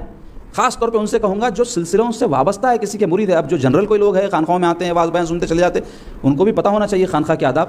لیکن آفیشیل جو لوگ ہیں, آفیشیل تو جو وابستہ ہے, ان کو تو لازماً معلوم ہونا چاہیے کہ خانقاہ میں ہم آئیں تو اس کے حقوق کیا ہے, اس کے آداب کیا ہے. چند میں آپ کے سامنے بیان کرتا ہوں. اس میں پہلا تو یہ ہے کہ خانقاہ کے مقاصد کیا ہمیشہ پیش نظر رہنا. وہ کیا ہے؟ تربیت, تزکیہ, اصلاح, درس و تدریس, یہ ہے خانقاہ کے مقاصد. تو اس مقصد کے ساتھ خانقاہ میں اگر کوئی آئے تو اس کو حقیقی معنوں میں فائدہ ہوتا. دوسرے یہ کہ خانقاہی نظم و آداب کا لحاظ رکھنا. خانقاہ میں آئے تھے, ہر ایک خانقاہ کے کچھ آداب رہتے, تو ایک خانقاہ سے جو جڑا ہوا آدمی ہے اس کو پتہ ہونا چاہیے کہ یہ خانقاہ کے آداب کیا ہیں, اس کا نظم کیا ہے, کیا ٹائمنگ پہ کیا ہوتا ہے. جو ٹائمنگ پہ جو ہو رہا آپ وہ چھوڑ دے کے دوسرے ٹائم پہ آ کے وہ کرو بول رہے ہیں. مثلا ایک ٹائم ذکر کر رہا تھا, جب آ کے تعویذ مانگ رہے ہیں, تعویذ کے ٹائم پہ آ کے بولے میرے کو مرید کر لو, میرے کو ذکر سکھاؤ. تو نظم ہے نا, ہر جگہ کا ایک سسٹم رہتا. اب آپ دیکھو کوئی آفس رہتا, آفس کے ٹائمنگ رہتے, سیکشنز رہتے.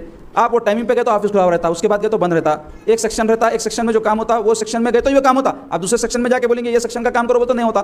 تو ایسا ہر ایک چیز کی ایک ٹائمنگ ہے, ایک ضابطہ ہے, وہ پتہ ہونا چاہیے خانقاہ سے جو لوگ جڑے ان کو. اس کے علاوہ خدمت کا جذبہ ہونا خانقاہ میں آنے والوں کے لیے, جو وابستہ ہے خاص طور پہ ان کے لیے, تن سے من سے دھن سے خدمت کرنا. کیونکہ دیکھو آپ کوئی بھی آرگنائزیشن ہو, خانقاہ بھی ایک آرگنائزیشن ہے, ایک ادارہ ہے, ایسے ہی چلتا.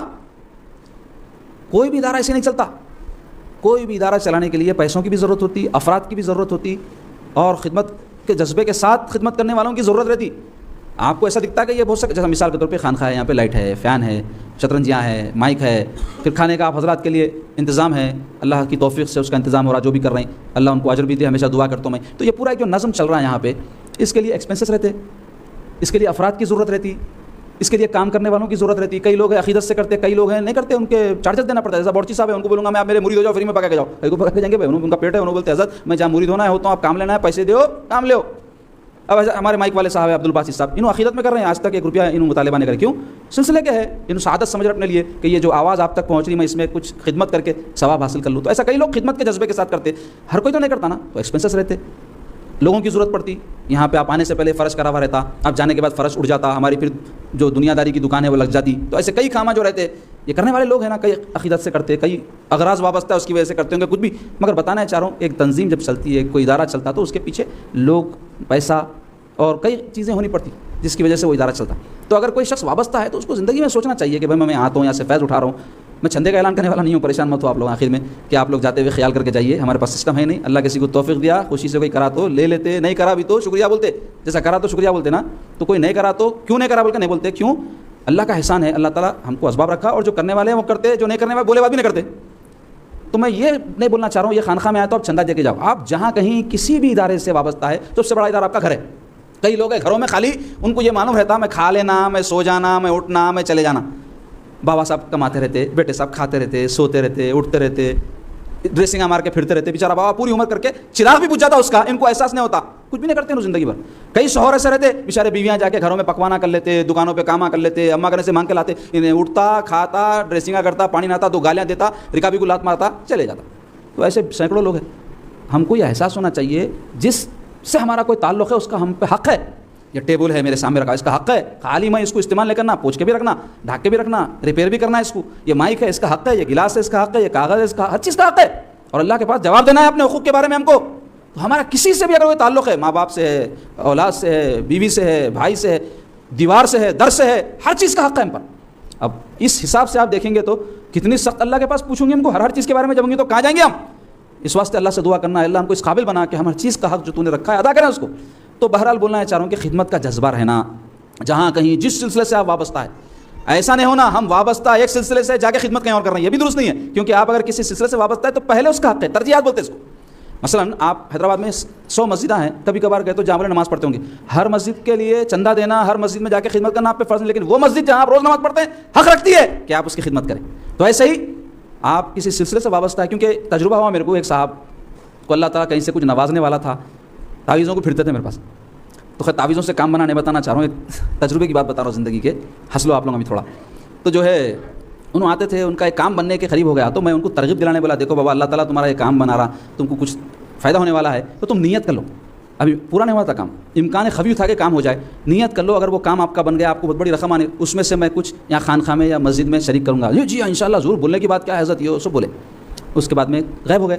ایک عرصے کے بعد ملاقات ہوئی, تو میں پوچھا بھی نہیں ان سے کہ جو ہے آپ کا کام بن گیا کیا, تو انہوں کیا سمجھیں گے, کہاں جو پرانی بات بولے تھے پھر جو ہے یاد دلاتے کہ بول کے شرمندہ نہیں کرنا نا کسی کو. میں نہیں پوچھا. تو ان کے ساتھ والے ایک صاحب بولے, حضرت وہ آپ کے پاس آتے تھے نہیں, انہوں تعویذ لینے کا کام بن گیا. پریشان ہو گئے ایک دم بیچارہ. تو بولا, ارے میاں تم کو میں ترغیب دلایا تھا, اس کا کیا ہوا پوچھا. تو کیا بولے, نہیں حضرت میں غریبوں کو کھانا کھلا دیا. تو میں بولا, ارے ہاؤ بھائی, تو غریبوں کو کھلاؤ, کون روکا تمہارے کو. تم کو میں کیا بولا تھا, ترغیب دلایا تھا, اللہ نوازا, تو یہاں خدمت کچھ کرو. بلکہ تم کہیں بھی کھانا کھلا دے کے بولے میں کھلا دیا, تو یہ تو کھلانے چاہیے اپنے کو, کہیں بھی کھلانا چاہیے نا, خرچ کرنا ہی چاہیے. تو بتانا کیا چاہ رہا ہوں کہ انسان جس سے جڑا ہوا ہے اس کے بارے میں زیادہ حق ہے اس کا. جو مسجد میں ہمیشہ نماز پڑھتا ہے اس کا زیادہ حق ہے, جو سلسلے سے جڑا ہوا ہے اس کا زیادہ حق ہے. تو ایسا اگر ہم اپنے اپنے قریبی جو معاملات کے حق کو ادا کر لیں, تو ہر ایک اپنے اپنے قریبی معاملات کے حق کو ادا کر دے تو مسئلہ حل ہو جاتا. تو مختصر یہ کہ خدمت کا جذبہ رہنا, یا نہیں کہیں اور صحیح کرو آپ, لیکن کرنے کا جذبہ رہنا, خدمت کا جذبہ, ماں باپ کی خدمت, رشتہ داروں کی خدمت, مسجد کی خدمت. آدمی کچھ بھی اوپر والا ہاتھ رکھنے کی کوشش کرنا. اللہ ہم سب کو توفیق دے. اس کے علاوہ خانخواہوں میں فضولیات خرافات سے بچنا. کئی عورتیں ہیں آتے بیٹھتے ادھر ادھر کے باتیں کرتے, گھروں کے قصے کہانیاں بولتے, لڑے جھگڑے بھی کرتے کہتے. اور کئی عورتوں کے بارے میں سنا ہوں ہمارے یہاں اوپر بیٹھے ہوئے, الحمدللہ. ان کو برا نہیں بولوں گا اس واسطے کہ مردوں سے زیادہ میں کہوں گا کہ عورتوں میں ہمت ہے. اور آپ کو حیرت ہوگی, آپ لوگ جتنے بیٹھے ہوئے نا یہاں, اس سے زیادہ عورتیں اوپر. تو کئی وقت ایسا ہوتا ہے عورتیں جو ہے مردوں سے آگے نکل جاتے, بولتے نہیں آتے وہ گھر سے آ رہے ہیں نکل کے. مرد کا آنا آسان ہے, عورتوں کا آنا مسئلہ ہے ذرا. ان کے شوہروں سے اجازت لینا, پیسے رہنا, اور بھی کئی مسائل, واپس جانا. تو لمبی چوکی کہانی پوری ہے, تو میں اس کو شارٹ کرتا ہوں. تو اوپر آ کے بیٹھتے تو بعض ایسے کام کرتے جو نہیں کرنے چاہیے. اب چونکہ انہوں آتے, ان کا آنا جانا روکنا نہیں ہے, بلکہ ہم صبر و تحمل سے کام کرتے. ایسا پتہ چلا ہے کہ مہندیاں ڈال لیتے بیٹھتے آگے, ادھر ذکر ہو رہا, بیان ہو رہا, ان کو انٹرسٹ نہیں رہتا, مہندی ڈالتے کرتے. ایسا سنا میں, آنکھوں سے نہیں دیکھا, لیکن باوثوق ذرائع سے مجھ تک یہ بات پہنچی. تو میری نصیحت ہے ان کو کہ مہندی کہیں بھی ڈال سکتے, گھر میں تمہارے بیان نہیں ہوتا, یہاں بیان ہو رہا, ذکر ہو رہا, اس سے فائدہ اٹھاؤ, بعد میں ڈال لو مہندی. عورتیں ڈال سکتے مہندی. تو بہرحال آداب خانقاہ کو ملوث رکھو. اور بھی کچھ ہے, آج وقت زیادہ ہو گیا, باتوں میں باتیں بہت نکل گئے.